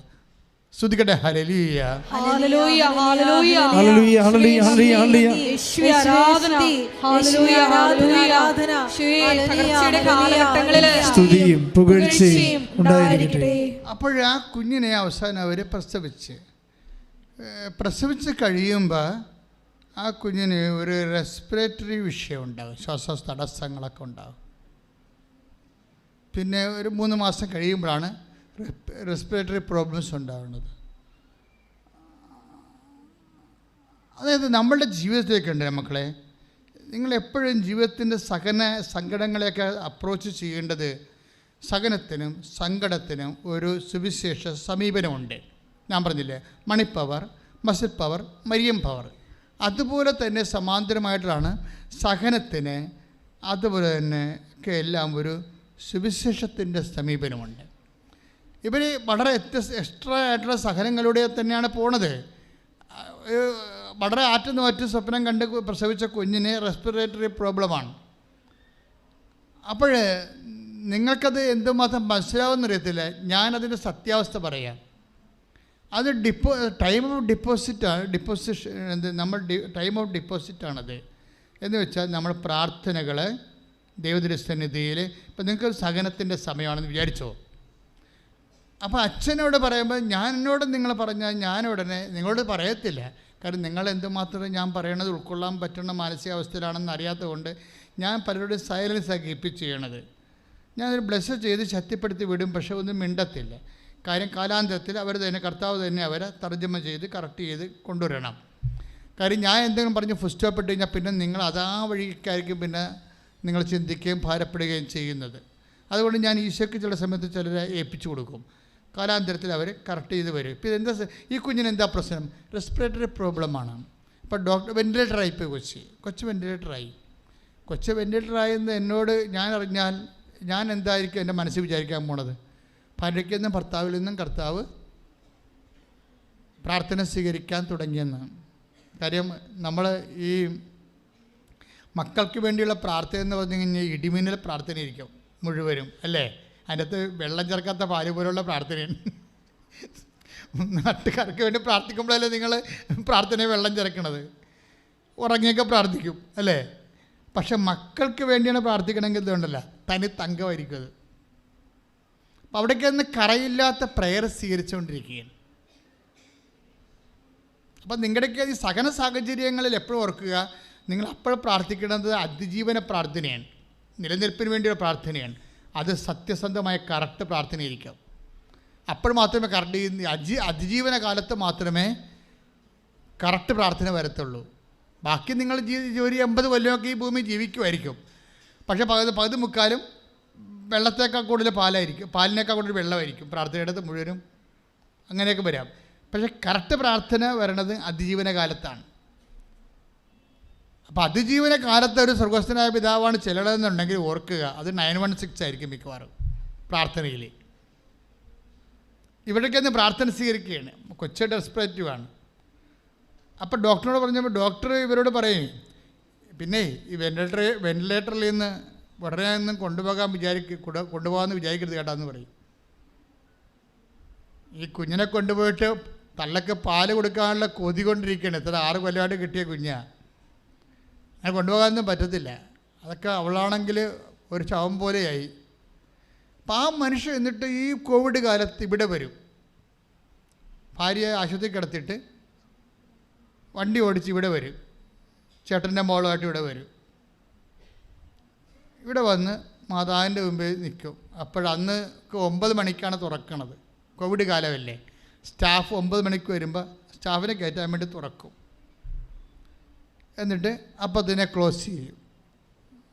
അപ്പോൾ 9 മണിക്കാണ് തുറക്കുന്നത്. ഇയാൾ മനുഷ്യൻ വന്നിരിക്കുന്നത് 7 മണിക്കാണ് രാവിലെ. 7 മണി തൊട്ട് 9 മണി വരെ തുറക്കാൻ വേണ്ടി ഇതിൻ്റെ വാതിക്ക് നിൽക്കും. അപ്പോൾ ഇയാളുടെ അവസ്ഥ കാണുമ്പോൾ വാച്ച്മാൻ തോന്നും. വാച്ച്മാൻ ഇയാളോട് പറയും, ഇവിടെയൊക്കെ അനുവാദം ഇല്ലെങ്കിൽ കുളിക്ക് കൊടുത്തില്ലെങ്കിൽ പുള്ളി പറയും 15 മിനിറ്റ് തരാം, 15 മിനിറ്റ് കയറി മാതാവിനോട് പറഞ്ഞിട്ട് പെട്ടെന്ന് ഇറങ്ങണം. നോക്കി, ഒരു 15 മിനിറ്റ് ഒരു ഉടമ്പടി എടുക്കാതെ മാതാവിനെ കാണാൻ വേണ്ടി വന്ന ആൾക്കാരുടെ ചരിത്രം പറയുകയാണ്. ആ 9:09 തുറന്ന് 9:15 വരെ തുറന്നിട്ട് 15 മിനിറ്റിനുള്ളിൽ പുള്ളിക്കാരൻ കയറി അകത്ത് വന്ന്. ഇപ്പോൾ അന്ന് ഈ അകത്താരും കയറത്തില്ലേ, അത് കാരണം അകത്ത് വന്ന് മാതാവിനെ കണ്ട് എൻ്റെ കുഞ്ഞിൻ്റെ വൈഫിൻ്റെ കാര്യം പറഞ്ഞിട്ട് നേരെ തിരിച്ചു പോകും. തിരിച്ചു പോയി അവർ ചേർത്തലെത്തിയപ്പോൾ തന്നെ ഫോൺ വന്ന്, എന്താണ് ഡോക്ടർ പറഞ്ഞ് കുഞ്ഞിനെ റെസ്പിറേറ്ററി സിംറ്റംസ് മാറിയിട്ടുണ്ട്, കുഞ്ഞിനെ വെന്റിലേറ്ററിൽ നിന്ന് റിലീസ് ചെയ്യാമെന്ന് പറഞ്ഞു. അപ്പോൾ ഇയാൾ ഇവിടെ ഇരുന്ന് വിറക്കാൻ തുടങ്ങുന്നതിൻ്റെ അകത്ത് കാര്യത്തിലെല്ലാം അയാൾക്കറിയത്തില്ല, ഇത്രയും സ്പീഡാണ് കാര്യമെന്ന് അറിയത്തില്ലല്ലോ. അയാൾ ഡോക്ടർ പറഞ്ഞ് കേട്ടിട്ടല്ലേ പോന്നിരിക്കണത്. ഇപ്പോഴെങ്കിലും ഈ മാസത്തിലെങ്കിലും കുഞ്ഞിനെ പുറത്തെടുക്കാൻ പറ്റുകയില്ല. പക്ഷെ പെട്ടെന്ന് ഇവിടെ നിന്ന് തിരിഞ്ഞ് ചേർത്തല വരെ ചെന്നതേ ഉള്ളൂ, അപ്പോൾ തന്നെ ഫോൺ വന്നില്ലേ. അപ്പോൾ ഇയാൾ ദൈവസാന്നിധ്യം അനുഭവിച്ചിട്ടേ അയാൾ പറയണേ, ഞാൻ കാറിലിരുന്ന് വിറക്കായിരുന്നു പറഞ്ഞു. എന്നിട്ട് പിന്നെ പുള്ളി ഈസിയായിട്ടൊരു കാര്യം പറയും. അതാണ് ഞാൻ നിങ്ങളുടെ മുമ്പിൽ കൊണ്ടുവരാൻ ഉദ്ദേശിക്കുന്നത്. ഇത്രയും വലിയ ദൈവാനുഭവം കിട്ടിയൊരു മനുഷ്യൻ പിന്നീട് അടുത്ത ശ്വാസത്തിൽ ഈസിയായിട്ടൊരു കാര്യം പറയും. എന്താണ്? പിന്നീട് ഞങ്ങളുടെ മകന് കുഞ്ഞുമാലാഖിയായി ഈശോൻ്റെ അടുത്തേക്ക് പോയെന്ന് പറയും. ഞാൻ വാ പൊളിച്ചു. ഇത്രയും എന്നൊക്കെ പിന്നീട് ഒരു 3 മാസം കഴിഞ്ഞപ്പോൾ ഞങ്ങളുടെ മകൻ ഒരു കുഞ്ഞുമാലാഖിയായി ഈശോൻ്റെ അടുത്തേക്ക് പോയി. അത് പറയുമ്പോൾ അവന് അസുഖമായിരുന്നുവെന്ന് പറയുമ്പോൾ ഉണ്ടാകുന്ന വികാര ജ്വലനമൊന്നും അതിനില്ല. അത് സ്വാഭാവികമായി സംഭവിക്കേണ്ട ഒരു കാര്യമായിട്ട് ഈ മനുഷ്യനെ അവതരിപ്പിക്കുന്നതിൻ്റെ കാരണം എന്താണ്? മഹാസങ്കടങ്ങളിലെ ഈ മനുഷ്യന് കിട്ടിയ ആന്തരിക അഭിഷേകമാണ്. കൈയിടിച്ച് കിടത്താൻ സെക്കൻഡുകൾക്കുള്ളിൽ അവർക്ക് അമ്മ ഒരു ലിങ്ക് കൊടുത്തതാണ് അല്ലേ. കൃപാസനത്തിൽ വരാൻ വേണ്ടി നമ്മൾ മുങ്ങിച്ചാകാൻ പോകുന്നൊരു കയറിട്ട് കൊടുക്കുകയല്ലേ, അതുപോലെ ആ കയറെ പിടിച്ചാണ് ഇവിടെ എത്തിയിരിക്കുന്നത്. ഉടമ്പടി എടുത്തു കഴിഞ്ഞപ്പോൾ അവളെന്താ പറയണത്? എനിക്ക് വല്ലാത്തൊരു ധൈര്യം തോന്നിയെന്ന്. ആരാണ്? അതാണ് ഈ ഉടമ്പടിയുടെ പ്രത്യേകത എന്ന് വെച്ചാൽ ഇപ്പോൾ അടൂരത്തെ റോയി എന്താ പറയണത്? അവൻ 3 മാസം കഴിഞ്ഞപ്പോൾ ഒരു കുഞ്ഞു മാലാഖിയായി ഈശോൻ്റെ അടുത്തേക്ക് പോയി.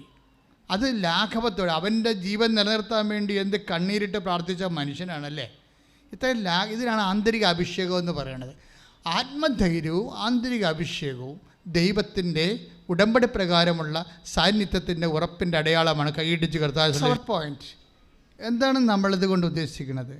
അതായത് നീ ഒരു ദൈവ വാഗ്ദാനം പ്രാപിച്ച് മാനുഷിക മാനസിക ആശ്വാസങ്ങൾ പ്രാപിക്കുന്ന വരെയുള്ള നിൻ്റെ സമയം, ആ ഇൻ ബിറ്റ്വീനില്ലേ, അവിടെ നീ അനുഭവിക്കുന്ന ആന്തരിക സ്വസ്ഥത, ആന്തരിക അഭിഷേകം, ആത്മധൈര്യം, അതെല്ലാം ഉടമ്പടി പ്രകാരം നിൻ്റെ കൂടെ വന്നു കഴിഞ്ഞു എന്നുള്ളതിൻ്റെ ദൈവസാന്നിധ്യമായിട്ട് വിവേചിക്കണമെന്നാണ് ഈ പറയണത്. പ്രാർത്ഥിക്കുക. കർത്താവായ ദൈവമേ, അങ്ങ് ഞങ്ങളെ ഭൗതിക ആശ്വാസത്താൽ അനുഗ്രഹിക്കുന്ന വരെയുള്ള ഞങ്ങളുടെ മാനസിക വ്യാപാരങ്ങളെ അതിലനുഭവിക്കുന്ന അങ്ങയുടെ ആന്തരിക സാന്നിധ്യത്തെ വിവേചിക്കാനുള്ള ആന്തരിക നേത്രങ്ങളെ അങ്ങ് പ്രകാശിപ്പിക്കണമേ. ആന്തരിക നേത്രങ്ങളെ പ്രകാശിപ്പിക്കണം. മഹത്വത്തിന്റെ സമൃദ്ധി മനസ്സിലാക്കാനും നിങ്ങളുടെ ആന്തരിക നേത്രങ്ങളെ അവിടുന്ന് പ്രകാശിപ്പിക്കട്ടെ. അതായത് വിശുദ്ധർക്ക് ആന്തരിക നേത്രങ്ങൾ പ്രകാശിപ്പിക്കേണ്ടത് ഉടമ്പടിയുടെ ഒരു ആത്മീയ അനിവാര്യതയാണ്. ഉടമ്പടി എടുക്കുന്ന ആൾക്കാർ ഈ വാഗ്ദാനം പ്രാപിക്കാൻ, അതായത് നമുക്ക് വേണ്ടി ഒരുക്കിയിരിക്കുന്ന മഹത്വത്തിൻ്റെ വാഗ്ദാനങ്ങളെ പ്രാപിക്കാൻ നമുക്ക് അത് അറിയാനുള്ള വിവേചനം വേണം. അത് ഭയങ്കര ഒരു മസ്റ്റാണ്. ശരിക്കും ഉടമ്പടി പുതുക്കുന്നവർ പ്രത്യേകം ശ്രദ്ധിക്കണം. കാരണം ഉടമ്പടിയുടെ ultimate experience the presence of ഗോഡാണ്, not the effect of the grace. ഗ്രേസിൻ്റെ ഇഫക്ട്സിനേക്കാൾ ഉപരി ബൈ പ്രസൻസ് ആണ്. പക്ഷെ അത് മനസ്സിലാക്കണമെന്നുണ്ടെങ്കിൽ അവിടുന്ന് വാഗ്ദാനം, റീഡ് ഇറ്റ് അഗെയിൻ. ഏത് തരത്തിലുള്ള പ്രത്യാശയിലേക്കാണ്, എഫേസ്യസ് 1:18 ഒന്ന് ഏറ്റു പറഞ്ഞ, ഏത് തരത്തിലുള്ള പ്രത്യാശയിലേക്കാണ് അവിടുന്ന് നിങ്ങളെ വിളിച്ചിരിക്കുന്നതെന്നറിയാനും വിശുദ്ധർക്ക് അവകാശമായി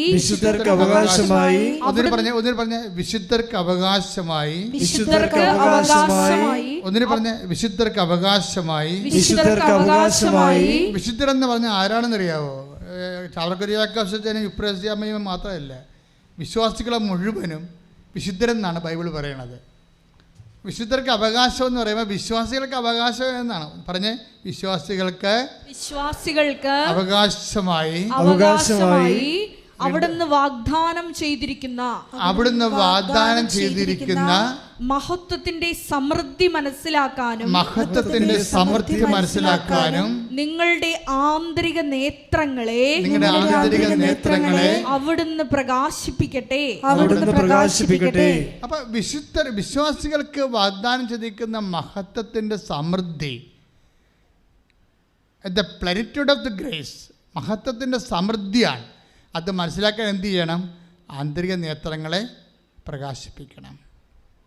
ഇതൊരു നിങ്ങൾ കൈ നെഞ്ചത്ത് വെച്ച്, ഇടത് നെഞ്ചത്ത് വെച്ച് പ്രാർത്ഥിക്കുക. കർത്താവേ, വിശുദ്ധർക്ക് അവകാശമായി അങ്ങൊരുക്കിയിരിക്കുന്ന മഹത്വത്തെ മനസ്സിലാക്കാൻ എൻ്റെ ആന്തരിക നേത്രങ്ങളെ പ്രകാശിപ്പിക്കണമേ. അപ്പൊ ഇത് നിരന്തരമായ പ്രാർത്ഥനയിലൂടെയും ദൈവ സംസർഗത്തിലൂടെയും ഒക്കെയാണ് ഈ ആന്തരിക നേത്രങ്ങളെ പ്രകാശിക്കുന്ന കൊണ്ടാണ്. ആന്തരിക നേത്രം പ്രകാശിച്ചപ്പോൾ ഈ റോയ് എന്താ കണ്ടത്? റോയ് കണ്ടത് ഇതാണ്, ഇനി ഞങ്ങൾക്ക് തീർത്ഥാടന ഉടമ്പടി എടുക്കാതെ തന്നെ അമ്മ കുഞ്ഞിനെ തന്നില്ലേ, ഓൺലൈൻ ഉടമ്പടി. അപ്പോൾ ഞങ്ങൾക്കതൊരു ഉറപ്പാണ്.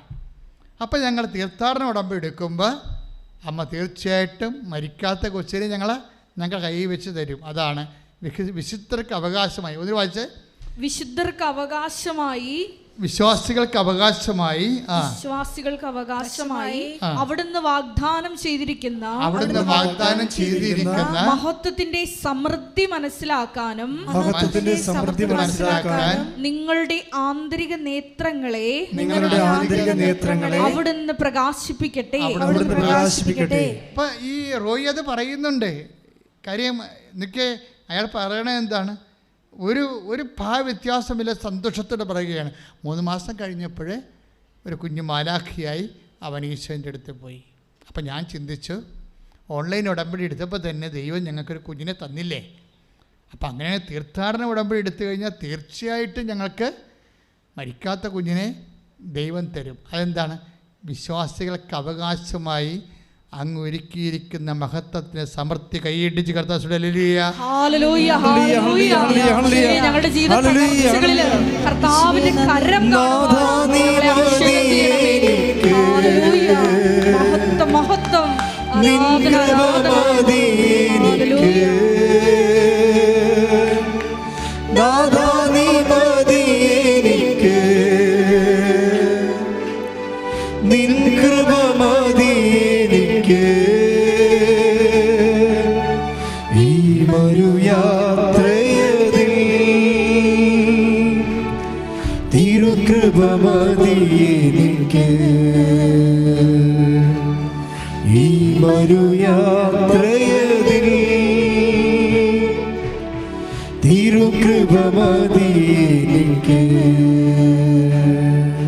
നിങ്ങൾ ഈ പാട്ടിൻ്റെ അർത്ഥം മനസ്സിലാക്കിയെന്ന് പാടിച്ചു നോക്കിയേ, സൂപ്പറായിരിക്കും. അതായത് നാഥ നീ മതി എനിക്ക്, പിന്നെന്താണ്? നിൻ കൃപ. 2 കൊറിന്ത്യൻസ് 12:9 പറയണത്. Your grace is sufficient for me. അതാണ് ഈ പറയണത്. ഇങ്ങനെയുള്ള സകല കാലഘട്ടങ്ങളിൽ what we need actually the grace of God. അത് ഗ്രേസ് എങ്ങനെ വന്നതാണ്? ഈ ഗ്രേസ് എങ്ങനെ വന്നതാണ്? അവൻ്റെ പീഡാനുഭവത്തിലൂടെ ദൈവത്തിൻ്റെ പ്രസാദമായി ലഭിച്ചതാണ്. ഞാൻ തിരഞ്ഞെടുത്ത എൻ്റെ ദാസൻ, എൻ്റെ ആത്മാവ് പ്രസാദിച്ചതിൻ്റെ പ്രിയപ്പെട്ടവൻ, അവൻ്റെ മേൽ എൻ്റെ ആത്മാവിനെ ഞാൻ അയക്കും. അപ്പോഴെന്താണ് പ്രസാദം? അപ്പൻ്റെ പ്രസാദം എങ്ങനെ വന്നതാണ്? ഈ ദാസൻ മരണത്തോളം തന്നെ താഴ്ത്തിയപ്പോഴുണ്ടായ അപ്പൻ്റെ പ്രസാദമാണ് ദ പവർ ഓഫ് ഗോഡ്. മഹത്വത്തെ റോയ്ക്ക് കാണിച്ചു കൊടുത്തു.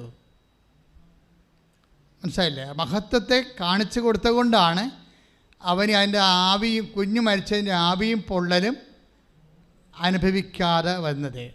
ഇപ്പം എന്താ പ്രശ്നം വെച്ച് കഴിഞ്ഞാൽ, ഉടമ്പടിയിൽ എന്തുമാത്രം വാഗ്ദാനങ്ങളാണല്ല.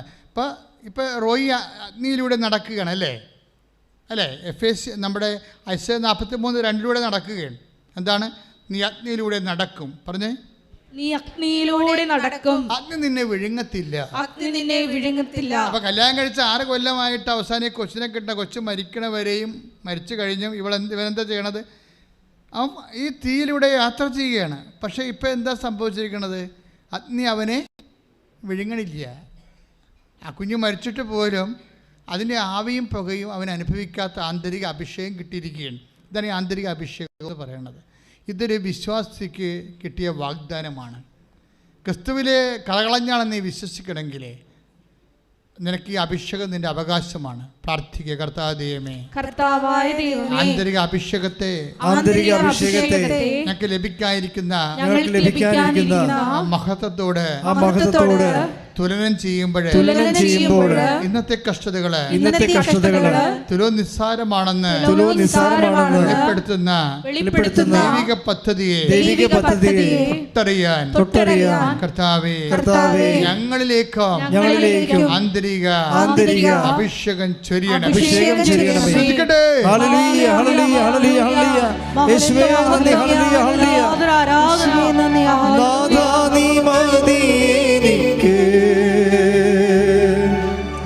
നിൻ കൃപ മതി എനിക്ക്, നാഥാ നീ മതി എനിക്ക്, നിൻ കൃപ മതി എനിക്ക്. ഈ മരുയാത്രയതിൽ തിരുകൃപ മതി എനിക്ക്. ഈ മരുയാത്രയതിൽ തിരുകൃപ മതി എനിക്ക്.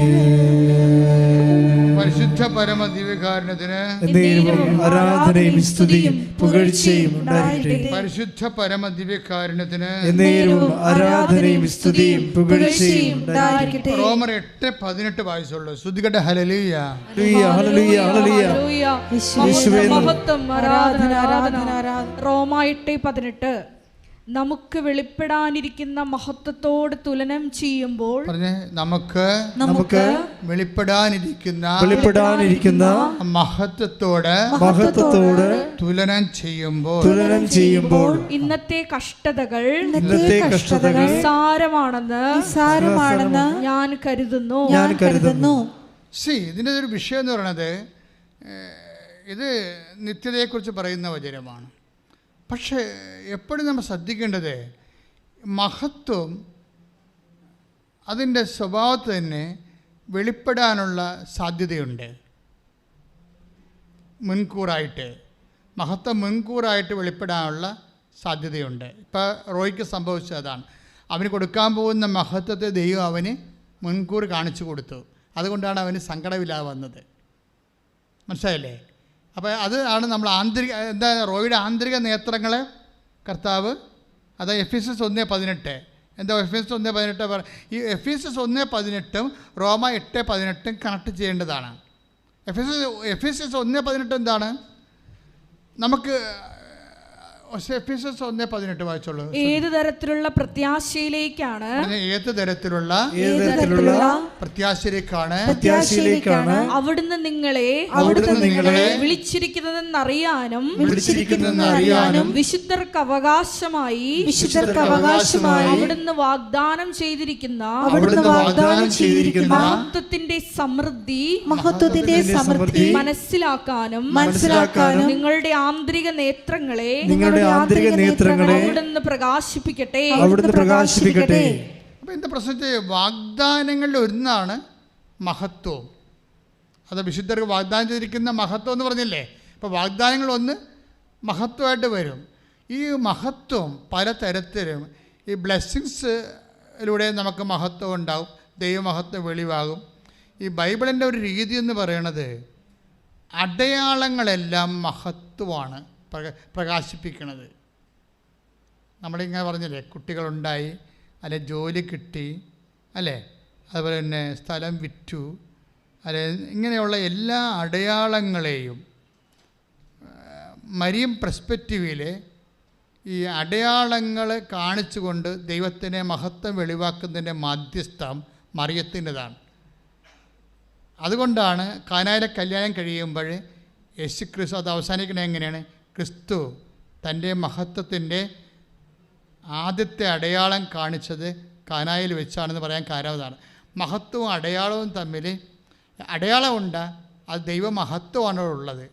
നമുക്ക് കിട്ടുന്ന അത്ഭുതങ്ങളെല്ലാം ദൈവമഹത്വത്തിൻ്റെ അടയാളമാണ്. Read it. ശ്രുതികട ഹല്ലേലൂയ. യോഹന്നാൻ 2:11 വായിച്ചോളൂ. യേശു തന്റെ മഹത്വം വെളിപ്പെടുത്തുന്നതിന് എന്ന് പറഞ്ഞാൽ യേശു തന്റെ മഹത്വം വെളിപ്പെടുത്തുന്നതിന് പ്രവർത്തിച്ച അടയാളങ്ങളുടെ ആരംഭമാണ് ഗലീലയിലെ കാനായിൽ ചെയ്ത അത്ഭുതം. കണ്ട. അപ്പൊ യോഹന്നാൻ 2:11 എന്താ പറയണത്? യേശു തൻ്റെ മഹത്വം വെളിവാക്കാൻ പ്രവർത്തിച്ച അടയാളങ്ങളുടെ ആരംഭം. അടയാളങ്ങൾ ഇപ്പോഴും അവസാനിച്ചിട്ടില്ലല്ലോ, അല്ലേ? ഇപ്പോഴും അടയാളങ്ങൾ, ഇപ്പോഴുവരെ നടന്നുകൊണ്ടിരിക്കുന്ന മുഴുവൻ അടയാളങ്ങൾ തുടങ്ങിയത് എവിടെയാണ്? അമ്മയുടെ മധ്യസ്ഥത്തിലാണ്. കൈയടിച്ച് കർത്താവിനെ സ്തുതിക്കുക.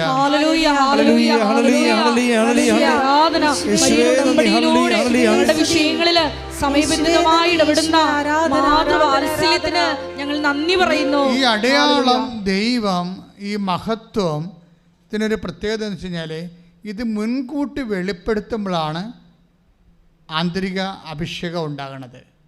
പീഡിയ ഇപ്പോൾ റോയ്ക്ക് സംഭവിച്ചത് എന്താണ്? അവൻ പറഞ്ഞത് എന്താണ്? ഭാര്യയോട്, നമ്മൾക്ക് ഓൺലൈൻ ഉടമ്പടി എടുത്തപ്പോൾ തന്നെ അമ്മ കുഞ്ഞിനെ തരുമെന്ന് അടയാളം കാണിച്ചല്ലേ. അവൻ കർത്താവിൻ്റെ അടുത്തേക്ക് അവനെ തിരിച്ചു പോയെങ്കിലും അത് അടയാളമാണ്. എന്താണ്? അമ്മ നമുക്കിനി കുഞ്ഞിനെ തരുമെന്നുള്ളതിൻ്റെ അടയാളമാണ്. അതുകൊണ്ട് നമ്മൾ പോയി തീർത്ഥാടന ഉടമ്പടി എടുക്കും. അപ്പോൾ അവളുടെ റെസ്റ്റ് കഴിഞ്ഞപ്പോൾ ഭാര്യയും ഭർത്താവും കൂടി വന്നിട്ട് തീർത്ഥാടന ഉടമ്പടി എടുക്കും. തീർത്ഥാടന ഉടമ്പടി എടുത്ത് കഴിയുമ്പോൾ എന്താ പറയുക, പറഞ്ഞതുപോലെ തന്നെ 2 ആഴ്ച കഴിഞ്ഞപ്പോൾ തന്നെ അവൾ പ്രഗ്നൻ്റ് ആവും. ക്രിസ്തലാണ്. ആ കുഞ്ഞിനൊരു കുഴപ്പവുമില്ലാതെ ആ കുഞ്ഞിനെ പ്രസവിക്കും. അതെന്താ സംഭവിച്ചു കഴിഞ്ഞാൽ ഇതിനുള്ള എല്ലാ അടയാളങ്ങൾ നേരത്തെ, അതിനകത്ത് വിഷയം എന്ന് വെച്ച് കഴിഞ്ഞാൽ ദൈവം അവിടെ ചെയ്തപ്പോൾ ഡോക്ടറിനോട് ഈ റോയി ദൈവത്തോട് പറഞ്ഞതെന്ന് വെച്ച് കഴിഞ്ഞാൽ ഞങ്ങളുടെയൊക്കെ നിന്ന് തിരിച്ച് വാങ്ങിച്ച കുഞ്ഞില്ലേ, ആ കുഞ്ഞിനെ തന്നെ ഞങ്ങൾക്ക് തിരിച്ചു തരാമെന്ന് പറഞ്ഞു. ഓരോ വിശ്വാസികളാണ്, നമുക്ക് അവരൊന്നും പറയാൻ പറ്റത്തില്ല. അവർക്ക് അത്രയും സ്വാതന്ത്ര്യമുണ്ട് ദൈവത്തോട്. ഇവള് 10 മാസം അതിനെ ചുമന്ന് അതിൻ്റെ പുറകെ നടന്നതല്ലേ, ഞാനും കുറേ പ്രാർത്ഥിച്ച് അതിൻ്റെ കൂടെ നിന്നതല്ലേ, അതുകൊണ്ട് ഞങ്ങൾക്ക് ആ കുഞ്ഞിനെ തന്നെ തരണമെന്ന് പറഞ്ഞു.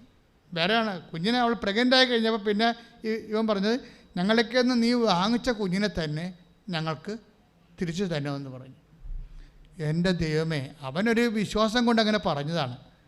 പക്ഷേ ഈ കുഞ്ഞ് ജനിച്ചു കഴിഞ്ഞിട്ട് അതിൻ്റെ ബ്ലഡ് ഗ്രൂപ്പ്, അവൻ്റെ വെയിറ്റ്, അവൻ്റെ മുടിയുടെ ചുരുളൻ നിറം, അതുപോലെ തന്നെ അവൻ്റെ അലർജികൾ നിലവാരം എല്ലാം ആദ്യത്തെ കുഞ്ഞിനെ തന്നെയാണ്. നമ്മൾക്ക് മനസ്സിലാക്കേണ്ടത്, നിന്നെ ദൈവത്തിന് ഏത് വിധേനയും സഹായിക്കാൻ പറ്റും. ക്ലിയർ അല്ലേ? ഏത് വിധേനയും. ഇപ്പോൾ അനിതയുടെ സാക്ഷ്യത്തിലേക്ക് നമ്മൾ തിരിച്ചു വരികയാണ്. അനിതയ്ക്ക് സംഭവിക്കുന്നത് എന്താ? അനിതയ്ക്ക് സംഭവിക്കുന്നത് ഈ ഉടമ്പടി എടുത്ത് 1 ആഴ്ച കഴിഞ്ഞപ്പോൾ അനിതയുടെ പഴയ ക്ലാസ്സിൽ പഠിച്ച ഒരു ഫ്രണ്ട്, ആ സ്റ്റോറി ഭയങ്കര രസമാണ്. അനിതയുടെ ലൈഫിലേക്ക് അറിയാം എന്താ സംഭവിച്ചതെന്ന്. ഇനി ഉടമ്പടി ഇനിയിപ്പോൾ അപ്പോൾ അവൾക്ക് വന്ന മാറ്റം എന്താണ്? അവൾ ഉടമ്പടി എടുത്ത് ദൈവത്തിൻ്റെ മകളായി, ആ കുടുംബത്തോളം ദൈവത്തിൻ്റെ മകളായി.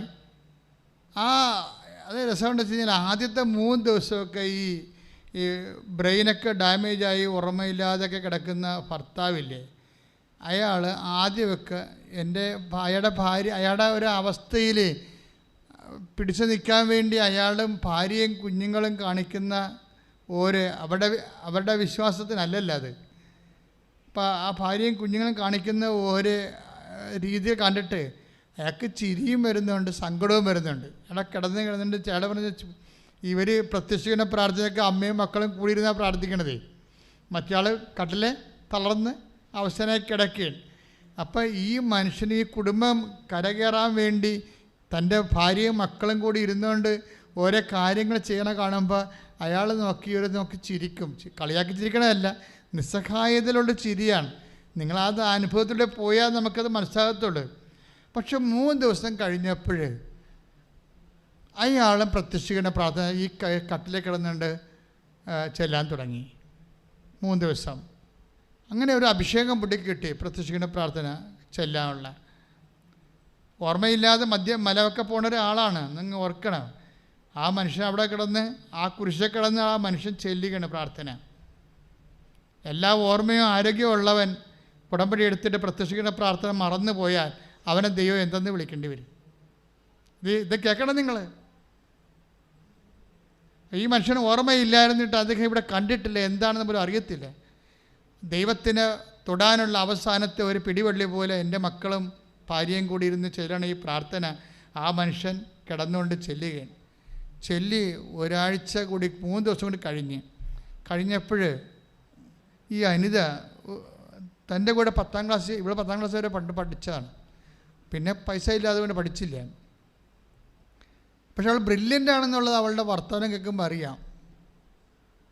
അപ്പോൾ ഒരു കൂട്ടുകാരനെ കണ്ട്, അയാൾക്ക് കോപ്പറേറ്റീവ് ബാങ്കിൽ എവിടെ ജോലിയുള്ളതാണ്, ബാങ്കിൽ ജോലിക്കാരനാണ്. അപ്പോൾ അനിതയെ കണ്ട പഴയ കൂട്ടുകാരുടെ കരുത്തെ കണ്ട പറഞ്ഞ്, എടി അനിതേ, ഞാനിപ്പോൾ എനിക്ക് ഒരു പോളിസി തരാം കേട്ടാ, നീ ഒരു ഡിപ്പോസിറ്റ് തരാമെന്ന് പറയും.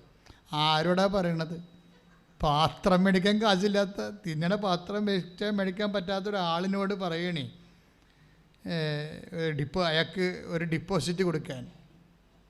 അപ്പോൾ ഉടനെ അനിത പറയും, അനിത തൻ്റെ ഇടവൊന്നും ആരോടും പറയാത്ത ഒരാളാണ്, അതാണ് മനസ്സിലാവും. ആ പറഞ്ഞ്, എടാ എനിക്കിപ്പോൾ അതിനുള്ള പരുവൊന്നുമില്ല എന്ന് പറയും. അതും പറഞ്ഞ കാര്യം നിൻ്റെ ഫോൺ നമ്പർ ഇങ്ങോട്ട് തരാൻ പറഞ്ഞു. പരുവം ഉണ്ടായില്ലെന്ന് വീട്ടിൽ വരുമ്പോൾ നോക്കാമെന്ന് പറയും. ഇവന് ഈ അധികാരമുണ്ടല്ലോ, അവർക്ക് പരസ്പരം പഠിച്ചവർക്ക് അങ്ങോട്ടും ഇങ്ങോട്ടും ഭയങ്കര അധികാരമായിരിക്കുമല്ലോ. അവർ ഇത്ര ഉയർന്നു പോയാലും താഴ്ന്നു പോയാലും ഒരു ബന്ധമുണ്ടാകും. അപ്പം അത് അവനുടനെ കഴിഞ്ഞ അടുത്ത ആഴ്ച തിരക്കി വരും പോളിസി മേടിക്കാൻ വേണ്ടി. ഇവിടുന്ന് ഡിപ്പോസിറ്റ് മേടിക്കാൻ വേണ്ടി തിരക്കി വരും. എന്നിട്ട് വിളിക്കും, അടുത്ത് വന്ന് എവിടെയോ ഒന്ന് വിളിച്ചിരിക്കും, നിൻ്റെ വീട് എവിടെയാണ്, ഞാൻ ഇവിടെ വരെ എത്തിയണമെന്ന് പറയും.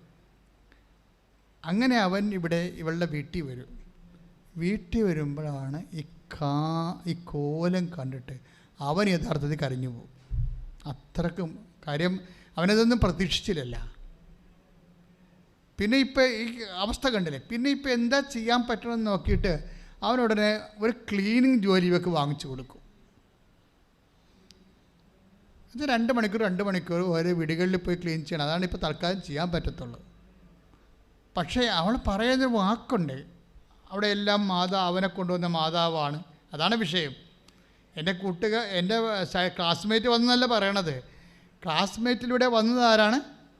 മാതാവാണ്. കാര്യം എന്താണ്? അവൻ എനിക്ക് കാണിച്ചു തന്ന വീടെല്ലാം ഈശോൻ്റെ വീടാണ് നിന്ന്. എന്ന് വെച്ചാൽ അവിടെ ഈശോനെ അക്ഷരാർത്ഥത്തിൽ ഈശോനെ ജീവിക്കുന്ന വീടാണ്.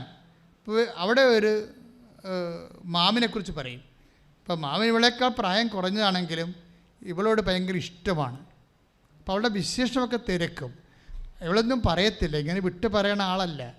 പക്ഷേ മകൾ വന്ന് വീട്ടിൽ നീ എൻ്റെ മകളെന്ത് ചെയ്യുമെന്ന് പറയുമ്പോൾ പറയും, മകളെ ഫീസ് അടക്കാൻ പറ്റാതെ വന്ന് വീട്ടിൽ നിൽപ്പുണ്ടെന്ന് പറയും. അപ്പോൾ മാം പിന്നെ കുഞ്ഞിനെക്കുറിച്ച് ചോദിക്കും. അവൾക്ക് 1,70,000 രൂപ വേണം. 1,70,000 രൂപ വേണം അവളുടെ ഫീസ് അടക്കണമെങ്കിൽ. അതുടനെ പറഞ്ഞാൽ അവളോട് ഇങ്ങനെ പറ, അവളുടെ ബാങ്ക് ഡീറ്റെയിൽസ് തരാൻ പറഞ്ഞു. അപ്പോൾ ഈ ബാങ്ക് ഡീറ്റെയിൽസിലേക്ക് മാം ഈ 70,70,000 രൂപ പെട്ടെന്ന് കൊടുക്കും. അപ്പോൾ ഒരു വിഷയം എന്ന് പറഞ്ഞത്, ഇവരൊക്കെ നേരത്തെ ജീവിച്ചിരുന്ന ആൾക്കാരാണല്ലേ. മാതാവ് ലിങ്ക് ചെയ്യണ കണ്ട നിങ്ങൾ മനസ്സിലാക്കണം. അങ്ങനെയാണ് നിങ്ങളിവിടെ മാമിൻ്റെ വായിട്ട് നോക്കിയിരിക്കരുത്, മാതാവ് നോക്കിക്കൊണ്ടിരിക്കണം. അതായത് ഇവരെല്ലാം നേരത്തെ ഉണ്ടായിരുന്ന ആൾക്കാരാണ്. അമ്മ ഇതെങ്ങനെയാണ് ലിങ്ക് ചെയ്യണമെന്ന് നോക്കി. ഒരു ഉടമ്പടിയുടെ സഞ്ചാരം നിങ്ങൾ ശ്രദ്ധിക്കണം. അത് കഴിഞ്ഞപ്പോൾ പിറ്റേ ആഴ്ച ഇവർ കൂട്ടുകാരെല്ലാം വിളിച്ചുകൊണ്ട് ഇവൻ തിരിച്ചു വരും. അവിടെ പഴയ ക്ലാസ്മേറ്റ് അല്ലേ, ഇങ്ങനെ പ്രളയം കയറി വീടെല്ലാം നഷ്ടപ്പെട്ട് ഭർത്താവ് വണ്ടി ഇടിച്ച് ജീവിക്കാൻ നിവൃത്തിയില്ലാത്ത ഒരവസ്ഥ കിടക്കുന്നത്.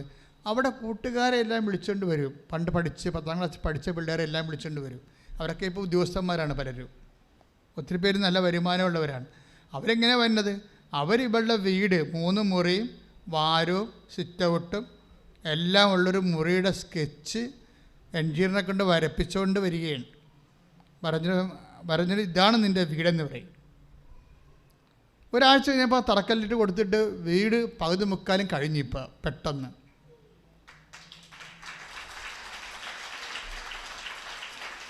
അപ്പോൾ ഈ അതായത് ഉടമ്പടിയുടെ സഞ്ചാരം ഇങ്ങനെ പോണതെങ്ങനെ, ഇത് എന്താ സംഭവം എന്ന് വെച്ച് കഴിഞ്ഞാൽ, ഇത് ജനകോടികൾ അഭിഷേകം ചെയ്തുകൊണ്ട് മുന്നോട്ട് പോകും.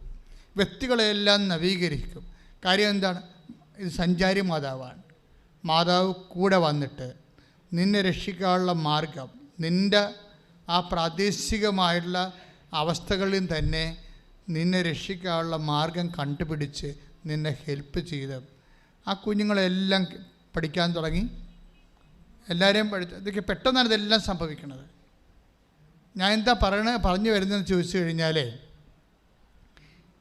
എനിക്ക് തോന്നുന്നത് കുറച്ചുകൂടി നിങ്ങൾ കമ്മിറ്റാകാൻ വേണ്ടിയാണ് ഞാനിത് വിശദീകരിക്കുന്നത്. നിങ്ങളുടെ പലരും ഉണ്ട ഒരു വിഷയം, നിങ്ങൾക്ക് ദൈവത്തെ ഇവരൊക്കെ ഈ അനിതയൊക്കെ ഫസ്റ്റ് ടൈമാണെന്ന് തോന്നണത്. ആദ്യമാണ് ഈ ഈശോനെയൊക്കെ പരിചയപ്പെടുന്നത്. പക്ഷെ പരിചയപ്പെട്ടതിൻ്റെ അവസ്ഥ കണ്ടില്ലേ? നിങ്ങൾക്ക് പലർക്കും ഉള്ളൊരു വിഷയം പണ്ടേ പരിചയപ്പെട്ടതാണ് നിങ്ങളുടെ ദുരന്തം. നിങ്ങൾക്കെല്ലാം ഉള്ളൊരു കുഴപ്പം പണ്ടേ പരിചയപ്പെട്ടതാണ്. അന്ന് തന്നെ ഈ നാട്ടുകാർ പറഞ്ഞ മണവാഞ്ചമ്പലത്തിൽ ഓരോ കാര്യം കൈകാര്യം ചെയ്ത് കുളമായി. ഇന്ന് സത്യസന്ധമായ കാര്യങ്ങൾ കേട്ടാലും അത് പഴയതുപോലെ കണ്ടിട്ട് ഒരു ചിലപ്പോൾ 5 മണിക്ക് എഴുന്നേക്കും, ചിലപ്പോൾ 8 മണിക്ക് എഴുന്നേക്കും, ചിലപ്പോൾ പ്രത്യക്ഷ പ്രാർത്ഥന ചെല്ലത്തില്ല. അങ്ങനെയൊക്കെ തിരിച്ച് ഇരന്ന് പണി മേടിച്ചിട്ടാണ് ഈ പ്രശ്നം വന്നിരിക്കുന്നത്. അതുകൊണ്ട് ആദ്യമായിട്ട് യേശുവിനെ പരിചയപ്പെട്ട ആൾക്കാർ കാണിക്കുന്ന ഒരു ആക്രാന്തങ്ങളില്ലേ, ആധ്യാത്മിക ആക്രാന്തം, ദൈവത്തോടുള്ള അടുപ്പവും സ്നേഹവും, അതുപോലെ നിങ്ങൾ റീസെറ്റ് ചെയ്യണം. എന്നിട്ട് അനേക ആയിരങ്ങളെ ഇതിനകം രക്ഷപ്പെടുത്തി ആത്മഹത്യ എന്ന പോലെ വീണ്ടെടുത്ത ആ ഉടമ്പടിയിൽ സഞ്ചരിക്കുന്ന മാതാവും അത് ഓരോരുത്തർ അനിത എന്താ പറയണത്, അനിത പറഞ്ഞത് എനിക്കെങ്ങനെ മനസ്സിലായത് വെച്ചാൽ ഞാൻ ഇവനെ കാണുന്നതിന് മുമ്പ്, എൻ്റെ കൂട്ടുകാരനെ കാണുന്നതിന് മുമ്പ് മാതാവിനെ കണ്ടു എന്നാണ് പറയണത്. അത് ഇവർ രണ്ടും പറയുന്നുണ്ട്. റോയിയുടെ വൈഫും പറയുന്നുണ്ട്, അനിതയും പറയുന്നുണ്ട് മാതാവിനെ കണ്ടു. അതിനാണ് നമ്മൾ സഞ്ചാരി മാതാവ് എന്ന് പറയണത്. ഒരു നിമിഷം അമ്മയുടെ സാന്നിധ്യം നമുക്ക് അനുഭവപ്പെടും. ഒരുത്തർ തിരി തെളിക്കുമ്പോഴാണ് അമ്മയുടെ സാന്നിധ്യം വന്നു പോയത്. അപ്പോഴേ ഈ സാന്നിധ്യമാണ് ഇതിൻ്റെ ഒരു അടിസ്ഥാനമായിട്ടുള്ളൊരു വിഷയം. അത് അച്ഛൻ സാന്നിധ്യത്തെക്കുറിച്ച് നേരത്തെ ഒത്തിരി പറഞ്ഞിട്ടുണ്ട്. അത് നിങ്ങൾ നോക്കിയെടുത്തിട്ട് നിങ്ങളുടെ ഇപ്പോഴത്തുള്ള ആവശ്യം പോലെ തന്നെ നിങ്ങൾ ദൈവത്തിരുസന്നിധി സമർപ്പിക്കേണ്ട വിഷയമാണ്. അമ്മേ, എനിക്ക് അമ്മയെ തൊടണം, അമ്മയെ എനിക്ക് കാണണം എന്ന് പറഞ്ഞ് പ്രാർത്ഥിച്ച് സുവിശേഷ വിഹിതമായ ജീവിത വിശുദ്ധിയിലൂടെ ഉടമ്പടി ഇഹത്തിലും പരത്തിലും മഹത്വം പ്രാപിക്കാൻ ദൈവത്തിൻ്റെ സംവിധാനമാണെന്നുള്ള ആ ഒരു ബോധത്തിൽ അതിലേക്ക് ദൈവമാണ് നിങ്ങളെ കൊണ്ടുവന്നിരിക്കണം എന്നുള്ള വളരെ വലിയ ഒരു അറിവിൽ നിങ്ങൾ വിജയിച്ച് അതിൽ ഉടമ്പടിയുടെ എല്ലാ കാര്യങ്ങളും സത്യസന്ധമായി നിറവേറ്റി നിങ്ങൾ ദൈവത്തെ പ്രാപിക്കാൻ പരിശുദ്ധ അമ്മയിലൂടെ സഹായിക്കട്ടെ എന്ന് പ്രാർത്ഥിച്ചുകൊണ്ട് സ്തുതിക്കട്ടെ. Hallelujah, hallelujah, hallelujah, hallelujah, hallelujah, hallelujah. യേശുവേ നന്ദി, ഹല്ലേലൂയ, ഹല്ലേലൂയ, ഹല്ലേലൂയ, ഹല്ലേലൂയ. യേശുവേ നന്ദി, യേശുവേ ആരാധന. ഹല്ലേലൂയ, മഹത്വം, മഹത്വം. എല്ലാവരും എഴുന്നേൽക്കുക, ആരാധന, ആരാധന. എല്ലാവരും എഴുന്നേൽക്കുക. രോഗസൗഖ്യ പ്രാർത്ഥനയുടെ സമയമാണ്. സ്തുതിക്കട്ടെ. Hallelujah, hallelujah, hallelujah. മഹത്വം, മഹത്വം. യേശുവേ നന്ദി, യേശുവേ സ്തുതി. Hallelujah, hallelujah, hallelujah, hallelujah, hallelujah, hallelujah, hallelujah. ഞങ്ങളുടെ രോഗാവസ്ഥകളെ നീ ഏറ്റെടുക്കണമേ എന്ന് പ്രാർത്ഥിക്കുന്നു.